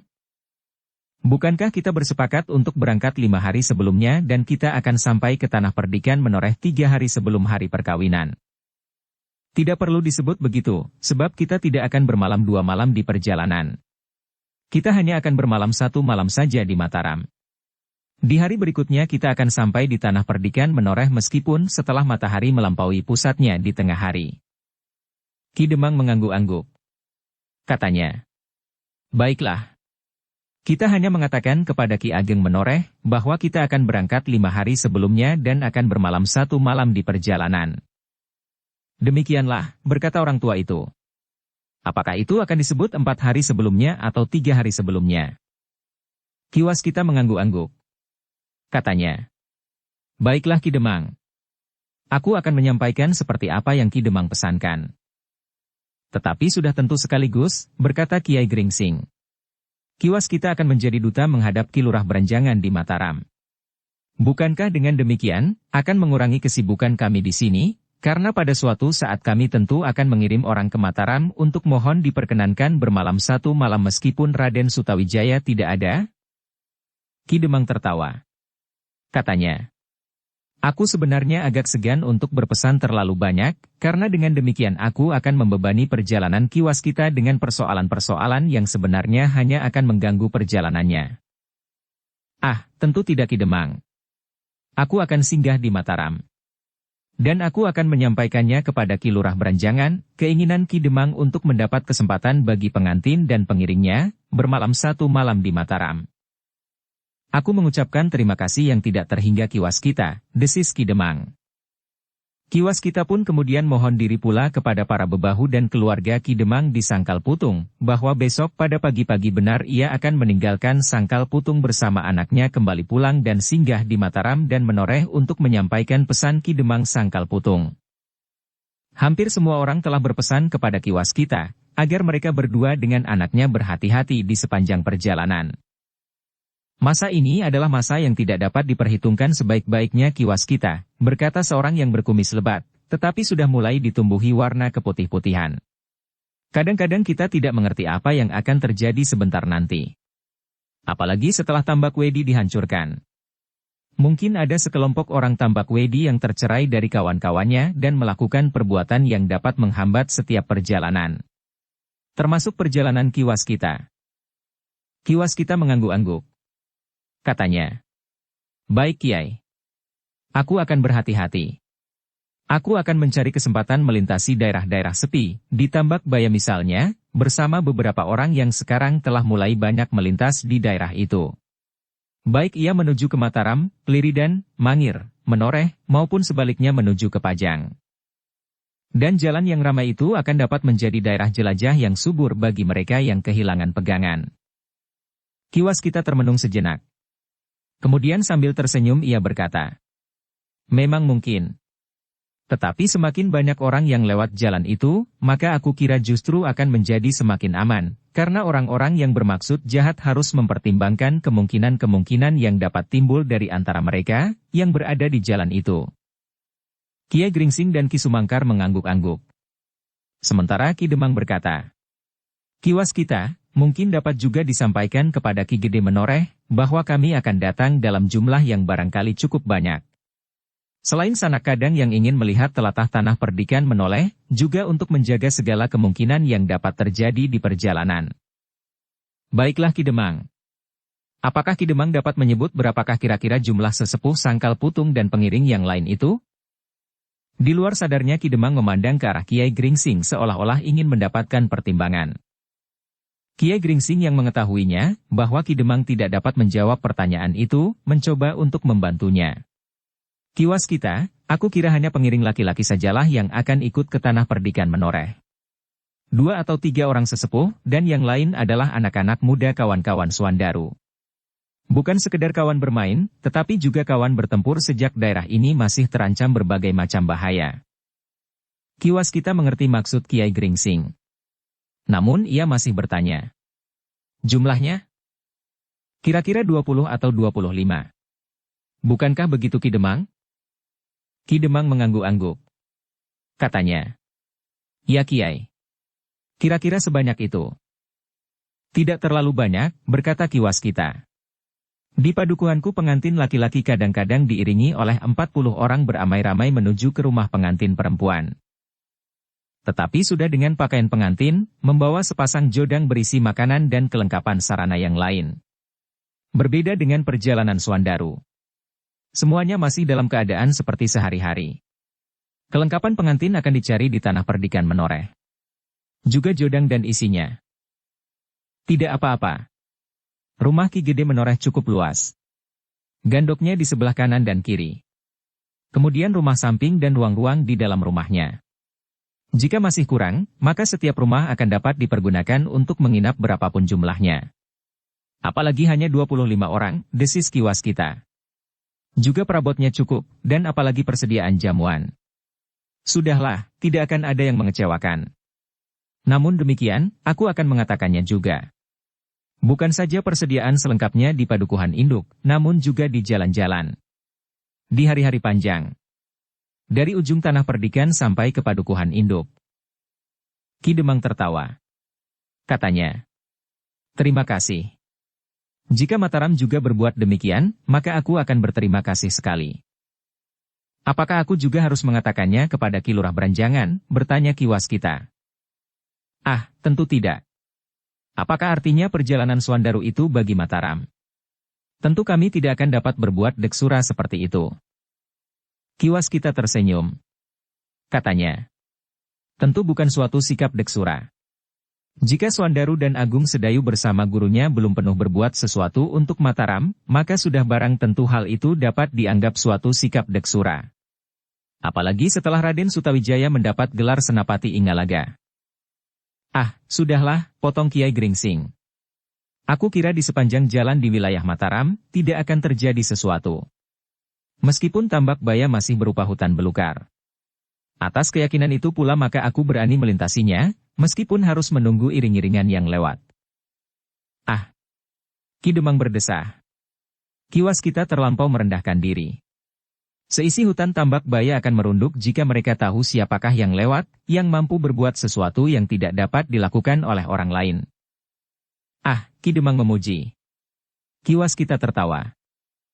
Demikianlah, maka mereka masih sempat berbicara dan berkelakar. Baru kemudian setelah jauh malam, Ki Waskita pun meninggalkan pendapa bersama Kiai Gringsing dan Ki Sumangkar. Besok pagi-pagi benar Ki Waskita dan Rudita akan meninggalkan Sangkal Putung menuju ke Mataram, dan seterusnya ke Tanah Perdikan Menoreh. Di Gandok, Ki Waskita pun segera merebahkan dirinya.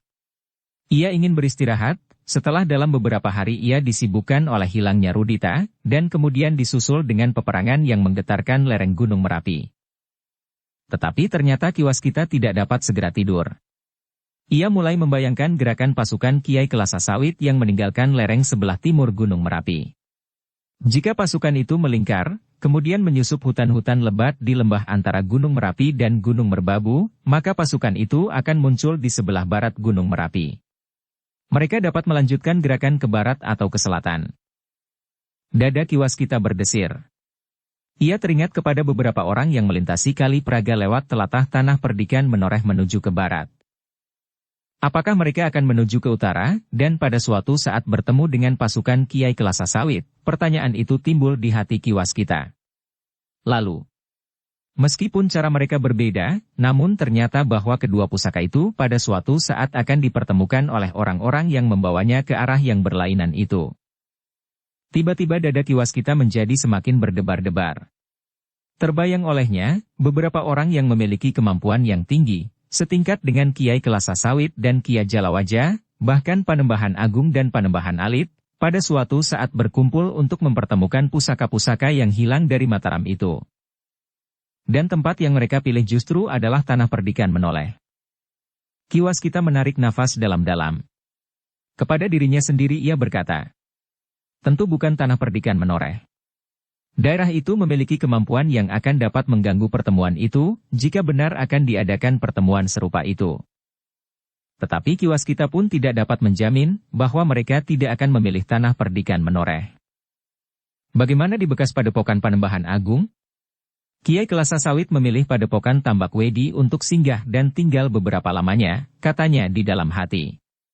Sehingga ada kemungkinan mereka mempergunakan Padepokan Panembahan Agung sebagai tempat untuk mempertemukan kedua pusaka itu dengan pembicaraan-pembicaraan tentang hari depan mereka yang merasa dirinya keturunan Majapahit dan mempunyai wewenang atas kerajaan yang untuk beberapa saat berada di tangan Sultan Dipajang.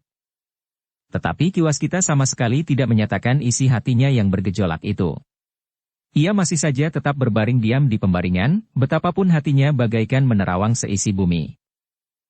Namun ternyata kegelisahan serupa itu ada juga di hati orang-orang lain yang mengetahuinya. Kiai Gringsing, kedua murid-muridnya dan Ki Sumangkar. Hanya Rudita sajalah yang sama sekali tidak mengacuhkannya, dan karena itu, ia pun tidur dengan nyenyaknya. Meskipun ada beberapa perbedaan, namun ada juga persamaan dugaan antara orang-orang tua itu. Mereka pun membayangkan lembah antara Gunung Merapi dan Gunung Merbabu. Dan mereka pun membayangkan orang-orang yang menyeberangi Kali Praga telah bergeser ke utara. Bahkan mereka pun seolah-olah telah menyentuh dengan angan-angan Padepokan Panembahan Agung di ujung pegunungan. Tetapi ketika malam menjadi semakin dalam, justru setelah menjelang dini hari, orang-orang tua itu pun sempat juga tidur barang sejenak.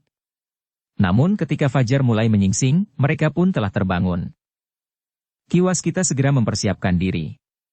Demikian pula Rudita. Meskipun agaknya Rudita merasa segan untuk pulang, karena keinginannya untuk merantau ke tempat yang belum pernah dikunjungi masih saja menyala di dadanya, namun ayahnya telah memintanya dengan sungguh-sungguh agar Rudita mengunjungi ibunya lebih dahulu. Demikianlah, menjelang matahari naik ke atas cakrawala, maka Ki Waskita dan Rudita pun minta diri sekali lagi kepada Ki Demang dan keluarganya, Kiai Gringsing dan murid-muridnya serta Ki Sumangkar, juga para bebahu yang sengaja ingin mengantarkan keberangkatan Ki Waskita. Dengan berkendaraan masing-masing seekor kuda yang tegar, mereka pun kemudian meninggalkan Kademangan Sangkal Putung menuju ke barat. Semula terbersit pula keinginan Ki Waskita untuk melakukan petualangan dengan menempuh jalan yang berbahaya di lembah antara Gunung Merapi dan Merbabu. Tetapi ketika ia teringat bahwa ia membawa pesan untuk Mataram, maka maksudnya itu pun dibatalkannya. Apalagi ketika disadarinya bahwa kawannya kali ini adalah seorang yang aneh. Rudita tentu bersikap lain dengan sikap yang dikehendakinya apabila ia bertemu dengan bahaya di perjalanan. Karena itulah, maka Ki Waskita memutuskan untuk menempuh jalan yang paling aman. Lewat jalan yang sudah menjadi semakin ramai, meskipun harus melintasi alas tambak baya. Orang-orang Sangkal Putung melepas Kiwaskita dan Rudita dengan hati yang berdebar-debar. Bukan saja karena daerah di lereng Merapi yang baru saja dilanda kekisruhan, yang memang mungkin sekali akan meluap ke selatan, tetapi juga karena Kiwaskita membawa pesan-pesan bagi Mataram dan Tanah Perdikan menoreh dalam hubungannya dengan hari perkawinan Suandaru. Tetapi ia orang Linui, desis Ki Demang. Ia tentu dapat mengatasi kesulitan apapun di perjalanan. Kiai Gringsing yang mendengar desis itu pun mengangguk kecil. Katanya, apalagi jalan memang sudah menjadi bertambah ramai dan aman. Jika tidak ada sesuatu yang tiba-tiba saja meledak di daerah Tambak Baya atau di ujung tanah Mataram yang sudah menjadi tanah yang ramai, maka perjalanan Kiwaskita tidak akan menjumpai kesulitan apapun juga. Mudah-mudahan. Dan mudah-mudahan hal itu berlaku pula bagi iring-iringan pengantin beberapa hari lagi. Beberapa hari lagi, bertanya Kiai Gringsing. Ya. Tidak ada sebulan lagi. Kiai Gringsing mengangguk-angguk. Hari-hari berlalu dengan cepatnya. Saat perkawinan itu memang sudah tidak ada sebulan lagi. Karena itu, maka segala persiapan memang harus sudah selesai. Pada waktunya tidak akan ada persoalan-persoalan lain yang akan dapat menghambat hari perkawinan itu. Apalagi jarak yang akan ditempuh adalah jarak yang cukup jauh bagi iring-iringan pengantin. Iring-iringan pengantin yang akan melalui daerah yang bergolak, berkata Kiai Gringsing di dalam hatinya. Dalam pada itu, Kiwaskita dan Rudita pun berpacu semakin cepat. Ada kegembiraan di hati anak muda itu ketika mereka melintasi bulak-bulak yang panjang, sawah yang subur dan hijau, dan angin pagi yang mengelus wajahnya yang jernih. Dengan gembira ia melihat beberapa orang yang berada di tengah-tengah sawahnya. Laki-laki dan perempuan. Bahkan anak-anak yang riang duduk di atas punggung kerbau. Itulah kehidupan yang wajar, tiba-tiba saja ia berdesis. Ayahnya berpaling kepadanya. Sambil mengerutkan keningnya ia bertanya. Apa yang kau katakan Rudita? Kehidupan yang wajar ayah. Lihatlah, betapa damainya hati melihat anak-anak yang menggembalakan kerbaunya.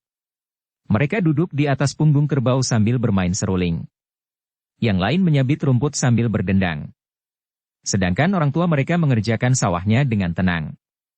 Mencangkul, menanam padi dan menyianginya. Jika padi itu kelak berbuah, maka buahnya akan menjadi makanan bagi banyak orang. Ya Rudita. Itulah kehidupan yang wajar, yang diinginkan oleh setiap orang, khususnya setiap petani. Jika para petani dapat mengerjakan sawahnya dan hidup tenang, maka para pedagang pun akan terpengaruh pula ayah. Mereka dapat menjual dagangannya dengan baik. Juga para prajurit akan dapat menikmati hidup mereka dalam suasana yang damai. Para pemimpin pemerintahan tidak menjadi pening oleh kesulitan hidup rakyatnya, lahir dan batinnya. Ya, kau benar Rudita. Rudita merenung sejenak. Namun kemudian katanya dengan nada rendah. Tetapi ayah, kenapa kadang-kadang kehidupan yang tenang damai itu harus dirusakkan? Kiwaskita sudah menduga bahwa akhirnya pertanyaan yang demikian itu akan terlontar dari mulut anaknya. Karena itu, ia telah menyusun jawabnya. Alangkah jahatnya orang yang merusak kedamaian itu. Dan ayah pun kadang-kadang terlibat pula di dalamnya. Rudita, berkata ayahnya yang sudah menduga pula akan datangnya pertanyaan itu. Apakah kau dapat membedakan orang yang merusak kedamaian itu dan orang yang ingin mempertahankan kedamaian itu? Rudita menarik nafas dalam-dalam. Katanya, setiap kali aku selalu menjumpai sifat yang penuh curiga seperti itu. Ayah, kapan ayah tidak lagi mencurigai sesama? Pertanyaan itulah yang tidak diduganya. Karena itu, untuk beberapa saat Kiwaskita tidak menjawabnya. Dalam pada itu Rudita berkata selanjutnya. Dalam was-was dan curiga, seseorang mempersiapkan dirinya untuk melakukan kekerasan. Ia bersiaga untuk melindungi kedamaian yang menurut dugaannya yang dibayangi oleh kecurigaan dan was-was itu selalu terancam. Tetapi kesiagaannya itu telah mengundang kecurigaan orang lain pula terhadapnya. Rudita, berkata ayahnya kemudian. Aku ingin dapat berpikir, bertindak dan bertingkah laku seperti kau. Tetapi aku tidak mampu. Aku masih dipengaruhi oleh ketakutan, kecemasan, dan karena itu aku masih selalu dibayangi oleh kecurigaan dan was-was. Namun barangkali kau akan dapat mengembangkannya terus. Dan aku dapat mengerti. Jika saatnya nanti datang, sikapmu itu telah menjadi sikap banyak orang, maka kita akan sampai pada suatu masa yang dirindukan oleh setiap manusia. Rudita mengerutkan keningnya. Namun kemudian kepalanya tertunduk dalam-dalam, seolah-olah ia sedang merenungi batu-batu kerikil yang bertebaran di sepanjang jalan di bawah kaki kudanya. Ayah, ia berdesis. Apakah menurut perhitungan ayah, atau katakanlah penglihatan isyarat ayah, dunia ini akan mengalami suatu masa di mana orang tidak saling bercuriga, saling mengganggu, dan apalagi saling bermusuhan dengan bekal kekerasan dan dendam? Pertanyaan itu pun sama sekali tidak diduga oleh Ki Waskita. Namun ia menjawab juga. Aku tidak dapat memperhitungkan Rudita. Dan aku tidak dapat melihat dalam isyarat, apa yang akan terjadi di masa mendatang. Peradaban manusia semakin lama menjadi semakin maju. Orang akan menjadi semakin pandai dan menemukan berbagai macam alat yang belum pernah dikenal sebelumnya. Tetapi aku tidak tahu, apakah hati manusia juga menjadi semakin lembut atau justru sebaliknya. Rudita, jika semula manusia tidak mengenal bercocok tanam, dan kini kita sudah sampai pada suatu zaman di mana kita dapat mempergunakan cangkul dan bajak untuk mengerjakan sawah dengan hasil yang semakin berlipat. Namun itu tidak berarti bahwa kita menjadi semakin tenang dalam limpahan makan yang kecukupan. Rudita mengangguk-angguk. Perkembangan kemajuan berpikir manusia, melahirkan alat-alat yang dapat mempermudah tata hidupnya. Tetapi sejalan dengan itu, manusia pun melahirkan alat-alat untuk melakukan tindak kekerasan. Kini jenis senjata menjadi semakin banyak. Jika semula kita mempergunakan batu yang kita lontarkan dalam wujudnya sejenis dengan bandul, sekarang kita mengenal busur dan anak panah. Mungkin di masa mendatang manusia akan mengenal jenis-jenis alat pembunuh yang lebih dahsyat lagi. Jika demikian, menurut ayah, maka manusia tidak sedang berjalan menuju ke dalam kehidupan yang lebih tenang, tetapi sebaliknya. Ki Waskita menarik nafas dalam-dalam. Katanya, tidak seorang pun yang dapat mengatakannya Rudita. Tetapi tetaplah pada keyakinanmu, karena dalam kecemasan, curiga dan was-was, setiap manusia masih tetap merindukan perdamaian, ketenangan dan kehidupan wajar seperti yang kita lihat secuil dari seluruh wajah kehidupan ini. Rudita mengangguk-angguk. Katanya, ya, kita melihat satu sudut kehidupan. Tetapi jika kita melihat sudut yang lain, kita akan menjadi ngeri karenanya. Ki Waskita mengangguk-angguk. Ia mengerti bahwa yang dikatakan oleh Rudita itu memang benar. Rudita adalah anak muda yang pernah mengalami perasaan takut yang hampir setiap saat mencengkamnya. Karena itulah maka ia dapat merasakan dengan sedalam-dalamnya perasaan takut yang menghantui orang-orang lain. Dan perabaan, takut adalah perasaan yang paling menyiksa dalam hidup seseorang.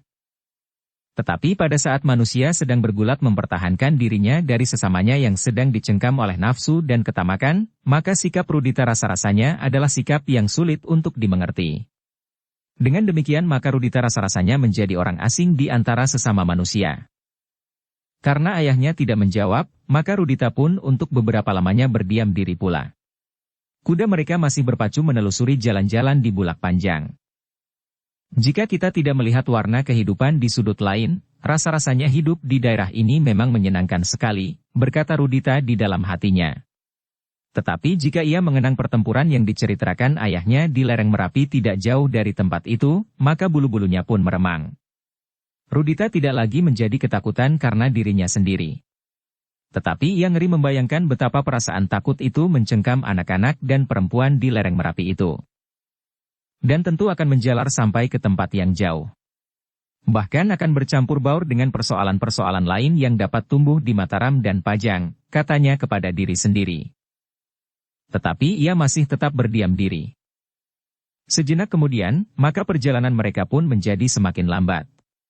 Di hadapan mereka terbentang hutan yang masih cukup lebat meskipun di tengah-tengah hutan itu telah berhasil dibuat sebuah jalan yang cukup rata, menusuk langsung menembus hutan itu sampai ke telatah alas Mentaok dan Mataram. Jalan ini nampaknya agak sepi, berkata Ki Waskita, kita belum bertemu atau mendahului seseorang. Rudita menggeleng. Jawabnya, tidak ayah. Jalan ini tentu tidak sepi. Seandainya jalan ini memang tidak sedang dilalui orang, namun jalan ini tidak akan menumbuhkan hambatan apapun atas perjalanan kita. Kau yakin? Jika jalan ini tidak aman ayah, maka aku kira sawah-sawah di sebelah menyebelah jalan ini pun tidak akan digarap oleh pemiliknya. Tetapi sawah di sebelah menyebelah jalan ini, bahkan sampai ke hutan perdu di pinggir alas tambak baya itu nampaknya digarap dengan baik. Ayahnya mengangguk-angguk. Ia sependapat dengan Rudita. Tetapi dalam keadaan yang lain, yang betapapun juga, Rudita memang selalu berprasangka baik. Ia sama sekali tidak menyesal meskipun dengan demikian akibatnya kadang-kadang tidak menguntungkan baginya. Namun ia tetap pada sikapnya. Demikianlah mereka berdua pun berpacu terus mendekati alas tambak baya. Namun seperti yang dikatakan oleh Rudita, jalan itu memang tidak terlalu sepi. Mereka melihat dua orang berkuda dari arah yang berlawanan. Keduanya muncul dari mulut lorong di alas tambak baya yang masih nampak lebat dan besar. Kita berhenti sejenak di mulut jalan yang memasuki hutan itu, berkata Kiwaskita. Rudita mengangguk-angguk. Katanya, aku sebenarnya juga haus. Di pinggir jalan sebelum hutan perdu itu terdapat sebuah warung. Jika tidak terjadi sesuatu, warung itu tentu masih ada. Rudita masih mengangguk-angguk. Tetapi kemudian ia bertanya, apakah penjual di warung itu tidak takut kepada binatang buas yang mungkin sekali-sekali keluar dari alas tambak baya? Mereka tentu sudah bersedia menghadapi kemungkinan itu. Apalagi jalan menjadi semakin ramai, jawab ayahnya. Binatang hutan tidak memiliki perkembangan akal budi. Itulah sebabnya maka ada kemungkinan yang buruk dapat terjadi karena tingkah lakunya. Kiwaskita menarik nafas dalam-dalam. Hampir saja ia mengatakan bahwa yang berbahaya justru orang-orang yang bermaksud buruk. Tetapi jika ia mengatakannya juga, maka Rudita tentu akan tersinggung. Karena itu, maka Kiwaskita pun hanya mengangguk-angguk saja. Ia tidak mengucapkan kata-kata yang sudah hampir terloncat dari bibirnya itu. Ketika mereka menjadi semakin dekat, maka ternyata mereka masih menemukan warung itu di tempatnya. Kiwaskita pun kemudian mengajak Rudita untuk berhenti sejenak. Mereka masih sempat meneguk beberapa mangkuk dawet dan beberapa potong makanan sambil menunggu orang-orang lain yang akan lewat. Dengan demikian maka mereka mempunyai kawan melintasi alas tambak baya. Kenapa harus menunggu ayah? Bertanya Rudita. Nanti kita kemalaman di jalan. Tidak apa-apa. Tetapi melintas alas tambak baya lebih baik berkawan. Bukan karena takut. Tetapi rasa-rasanya sepi sekali. Rudita mengangguk-angguk lagi. Kiwaskita menggigit bibirnya. Rasa-rasanya jawabannya sudah benar. Jika ia mempergunakan alasan-alasan lain, maka akan segera timbul persoalan lagi pada diri anaknya. Bahkan Rudita pun kemudian berkata, jalan ini memang seperti sebuah terowongan yang panjang. Menarik sekali. Tetapi sebentar lagi akan menjadi sangat gelap. Lebih gelap dari suasana di luar hutan. Sudah tentu Rudita. Sinar matahari seolah-olah dibatasi oleh rimbunnya dedaunan hutan. Tetapi tidak apa. Kita masih mempunyai waktu yang cukup. Rudita mengangguk-angguk. Sekali-sekali ia memandang jalan yang panjang di depan warung itu. Jalan yang melintas di tengah-tengah sawah dan kemudian menyusup ke tengah-tengah hutan. Ternyata kemudian beberapa orang pun telah singgah pula di warung itu. Mereka juga menuju ke barat, memasuki hutan tambak baya. Namun nampak di wajah mereka, bahwa tambak baya bukan lagi hantu yang menakutkan. Kiwaskita dan Rudita pun kemudian mempersiapkan diri untuk meneruskan perjalanannya bersama orang-orang itu. Tetapi Kiwaskita kemudian mengambil keputusan untuk tidak saling menegur dengan mereka. Setiap percakapan sesuai dengan pendapat dan sikap seseorang, tentu akan terasa asing bagi Rudita dan sebaliknya. Apakah kita akan pergi bersama mereka ayah? Bertanya Rudita, ketika mereka sudah keluar dari warung itu. Ya. Tetapi ayah tidak menegur mereka dan bertanya, kemana mereka akan pergi. Ayahnya menarik nafas. Jawabnya. Tidak Rudita. Kadang-kadang memang timbul keinginan untuk saling menegur dengan orang lain. Tetapi kadang-kadang kita merasa bahwa kita tidak ingin diganggu oleh pertanyaan-pertanyaan yang barangkali tidak kita mengerti jawabnya. Rudita menarik nafas. Katanya. Jadi apakah untungnya kita menunggu kawan yang tidak kita kenal? Semula ayah ingin memecahkan kesepian di perjalanan. Jika kita merasa bahwa perjalanan kita tidak sendiri, rasa-rasanya kita sudah menjadi tidak terlampau kesepian, meskipun kita tidak saling menegur. Ada sesuatu yang tersirat di mata Rudita. Tetapi Rudita tidak mengatakannya. Namun yang tidak dikatakannya itu seolah-olah dapat dibaca oleh kiwas kita. Ayah telah dicengkam kecurigaan itu lagi. Apakah terkejut kepada kemungkinan hadirnya beberapa orang penyamun, atau kepada orang-orang yang bersama pergi ke Mataram atau ke arah lain yang melintasi alas tambak baya? Kiwas kita termangu-mangu sejenak. Namun kemudian ia tidak mengambil sikap apapun juga. Ia tetap pada pendiriannya. Lebih baik Rudita menganggapnya bersalah daripada harus berbantah dengan orang lain yang sama sekali tidak memahami sikap dan jalan pikiran anaknya, seperti juga anaknya tidak dapat memahami sikap dan jalan pikiran orang lain. Dengan demikian, maka kiwas kita dan Rudita pun hanya sekedar berkuda di belakang iring-iringan yang menuju ke arah yang sama. Mereka berpacu secepat orang-orang lain yang berada di hadapan mereka. Tetapi dengan demikian, beberapa orang berkuda yang mendahului kedua ayah dan anaknya itulah yang justru bertanya-tanya di dalam hati mereka. Dua orang berkuda di belakang mereka, seakan-akan tidak mau bergabung dengan mereka, dan bahkan mengikuti iring-iringan yang melintasi alas tambak baya itu. Tetapi orang-orang itu pun kemudian tidak menghiraukannya lagi. Dua orang itu tentu tidak akan dapat berbuat apa-apa atas mereka yang beriringan dalam jumlah yang lebih banyak. Dengan demikian maka mereka pun kemudian melintasi alas tambak baya tanpa mengalami gangguan apapun. Tambak baya telah benar-benar menjadi aman. Mereka memasuki daerah di seberang hutan itu dengan hati yang lega. Tetapi, mereka masih tetap dalam iring-iringan menuju ke alas tambak baya yang lebih lebat, tetapi yang sebagian sudah dibuka menjadi daerah tempat tinggal. Menjadi padukuhan dan padesan dengan tanah persawahan yang sudah dapat menghasilkan. Parit-parit yang menelusuri pematang, membuat tanah itu menjadi subur dan hijau di sepanjang tahun, meskipun musimnya sedang kering. Kita sudah memasuki tanah Mataram yang mulai ramai dan besar, berkata kiwas kita. Rudita mengangguk-angguk. Tetapi ia tidak menjawab. Kiwas kita mengerutkan keningnya. Sekilas ia memandang wajah anaknya yang berkerut-merut. Namun kemudian ia pun kembali memandang ke depan. Ke jalan yang menjelujur di hadapan kaki kudanya. Seakan-akan dilihatnya langit yang sudah menjadi semakin suram. Rudita tentu sedang memikirkan perkembangan Mataram, berkata kiwas kita di dalam hati. Belum lagi kiwas kita sampai pada suatu kesimpulan, ia sudah mendengar Rudita bertanya. Apakah usaha Raden Sutawijaya membuka alas Mentaok itu bijaksana ayah? Kiwas kita termenung sejenak. Namun ialah yang kemudian bertanya. Kenapa? Apakah dengan demikian tidak akan timbul persoalan dengan Pajang? Kenapa?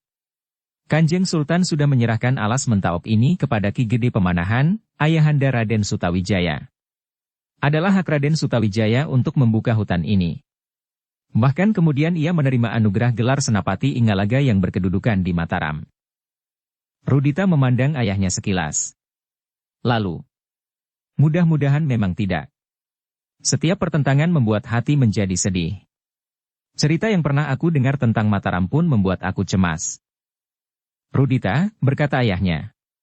Kau menganggap aku selalu mencurigai orang lain. Tetapi apakah sikapmu itu justru bukan sikap mencurigai? Justru berlebih-lebihan? Kau selalu cemas dan sedih jika kau menghadapi kemungkinan timbulnya pertentangan. Apakah dengan demikian bukan justru di hatimu sendiri telah tumbuh pertentangan itu? Rudita termenung sejenak. Namun kemudian ia pun tersenyum. Dipandanginya ayahnya sejenak, lalu jawabnya. Ayah, aku adalah salah satu dari sekian banyak manusia yang lemah dan jauh daripada sempurna. Jika ayah sependapat, maka yang ada di dalam hatiku bukanlah kecurigaan, tetapi ketakutan dan kecemasan. Masih seperti dahulu. Hatiku selalu dibayangi oleh angan-angan yang menyeramkan. Mungkin yang dapat ayah lihat perbedaan yang ada pada diriku adalah semata-mata keadaan lahiriah. Aku kini memang tidak menakutkan dan mencemaskan diriku sendiri dalam arti yang terbatas sekali. Karena sebenarnya lah ketakutanku tentang diriku sendiri itu pun belum berubah. Ternyata dengan usahaku mempelajari ilmu yang terdapat di dalam lontar ayah, agar aku dapat melindungi diriku sendiri, itu adalah kelemahanku yang paling nampak seperti yang pernah aku katakan. Tetapi lebih daripada itu, aku sekarang justru dibebani pula oleh ketakutan dan kecemasan, bahwa setiap saat sifat manusia di sekitarku selalu menumbuhkan persoalan-persoalan di antara mereka sendiri. Persoalan-persoalan yang sama sekali tidak menumbuhkan perkembangan kepribadian, peradaban dan usaha-usaha yang dapat bermanfaat bagi hidup dan kehidupan mereka. Tetapi justru sebaliknya. Persoalan-persoalan yang dapat menumbuhkan keributan, pertentangan dan bahkan pembunuhan. Persoalan yang akan dapat meruntuhkan pribadi mereka sebagai manusia dan juga peradaban yang bermanfaat bagi hidup kehidupan. Kiwaskita menarik nafas dalam-dalam. Ia tidak menjawab lagi. Tetapi ia mencoba untuk mengerti dan mengangguk-anggukkan kepalanya. Dengan demikian maka mereka untuk seterusnya tidak lagi banyak berbicara. Kiwaskita yang mencoba mengerti jalan pikiran anaknya, masih saja dibayangi oleh berbagai macam masalah yang sulit dipecahkan. Namun dalam beberapa hal ia sudah dapat menangkapnya. Demikianlah maka perjalanan mereka pun semakin lama menjadi semakin mendekati padukuhan induk yang menjadi pusat pemerintahan di Mataram. Padukuhan yang menjadi semakin ramai dan sudah mekar menjadi sebuah kota yang diputari oleh dinding batu yang rapi, dengan 4 buah regol di 4 penjuru, ditambah lagi beberapa regol butulan yang lebih kecil. Tetapi perkembangan kota itu ternyata menjadi jauh lebih pesat dari yang diduga semula. Di luar dinding batu pun kemudian berkembang pula bagian-bagian kota yang cukup ramai pula, sehingga Mataram harus merencanakan membuat batasan kota yang lebih luas lagi dengan regol-regol baru pula. Namun agaknya Mataram masih harus menunggu. Apalagi sejak Raden Sutawijaya yang bergelar Senapati Ingalaga dan berkedudukan di Mataram itu sedang melakukan sebuah pengembaraan untuk menempa dirinya. Sebelum matahari lenyap di balik cakrawala, Kiwaskita dan Rudita telah berada di ujung jalan yang memasuki bagian luar dari Mataram. Sejenak mereka termangu-mangu. Wajah senja yang membayang di langit membuat Mataram nampak suram. Kita akan langsung masuk ke dalam regol, berkata Kiwaskita yang masih terhenti di tengah jalan. Rudita mengangguk-angguk. Katanya, kota ini akan semakin berkembang ayah. Ya. Mudah-mudahan tidak ada persoalan yang akan menghambanya. Kiwaskita menjadi berdebar-debar ketika ia melihat wajah anaknya yang berkerut. Tetapi ternyata Rudita tidak mengatakan sesuatu. Marilah, berkata Kiwaskita. Kita memasuki kota. Keduanya pun kemudian melanjutkan perjalanan mereka yang sudah menjadi semakin pendek. Ketika mereka mendekati regol, maka beberapa orang sudah nampak menyalakan lampu minyak di regol halaman masing-masing. Sedangkan dari celah-celah dinding rumah-rumah itu pun cahaya lampu nampak berkeredipan disentuh angin senja. Langit pun semakin lama menjadi semakin suram. Sementara lampu pun rasa-rasanya menjadi semakin banyak menyala di sepanjang jalan. Regol kota Mataram masih tetap terbuka, dan bahkan selalu terbuka, sesuai dengan sifat kotanya yang memang terbuka. Meskipun demikian, di regol itu nampak beberapa orang pengawal yang berjaga-jaga. Di sebuah gardu di sebelah regol itu, beberapa orang pengawal duduk dan bercakap-cakap di antara mereka. Sedang 2 orang di antara para pengawal itu siap berdiri di kedua sisi regol itu dengan tombak di tangan. Tetapi para pengawal itu tidak pernah menegur dan menyapa orang-orang yang lalu lalang masuk keluar regol kecuali mereka yang memang dapat menumbuhkan kecurigaan. Demikianlah Kiwaskita dan Rudita pun langsung menuju ke rumah Raden Sutawijaya, yang ditunggui oleh beberapa orang pengawal kepercayaan Senapati Ingalaga, termasuk Ki Lurah Beranjangan. Kedatangan Kiwaskita diterima dengan senang hati oleh para pemimpin di Mataram. Kunjungan itu rasa-rasanya merupakan kunjungan yang dapat sedikit memberikan suasana yang lain bagi para pemimpin di Mataram. Setelah saling menyapa tentang keselamatan masing-masing maka Kiwaskita dan Rudita yang duduk di pendapa itu pun kemudian dipersilakan meneguk minuman panas dan sekedar makanan yang telah dihidangkan. Aku hanya sekedar singgah, berkata Kiwaskita. Aku sedang dalam perjalanan pulang, mengantarkan anakku yang selama ini membingungkan hati ibunya. Oh, para pemimpin itu mengangguk-angguk. Namun kembali Kiwaskita menjadi berdebar-debar melihat sikap Rudita. Tetapi ternyata Rudita tidak mengatakan sesuatu. Bahkan ia menundukkan wajahnya yang menjadi kemerah-merahan, karena setiap orang telah memandanginya. Jika Kiwaskita telah beristirahat sejenak, telah minum dan sekedar makanan, maka kami persilahkan Kiwaskita pergi ke Pakiwan bersama dengan putra Kiwaskita.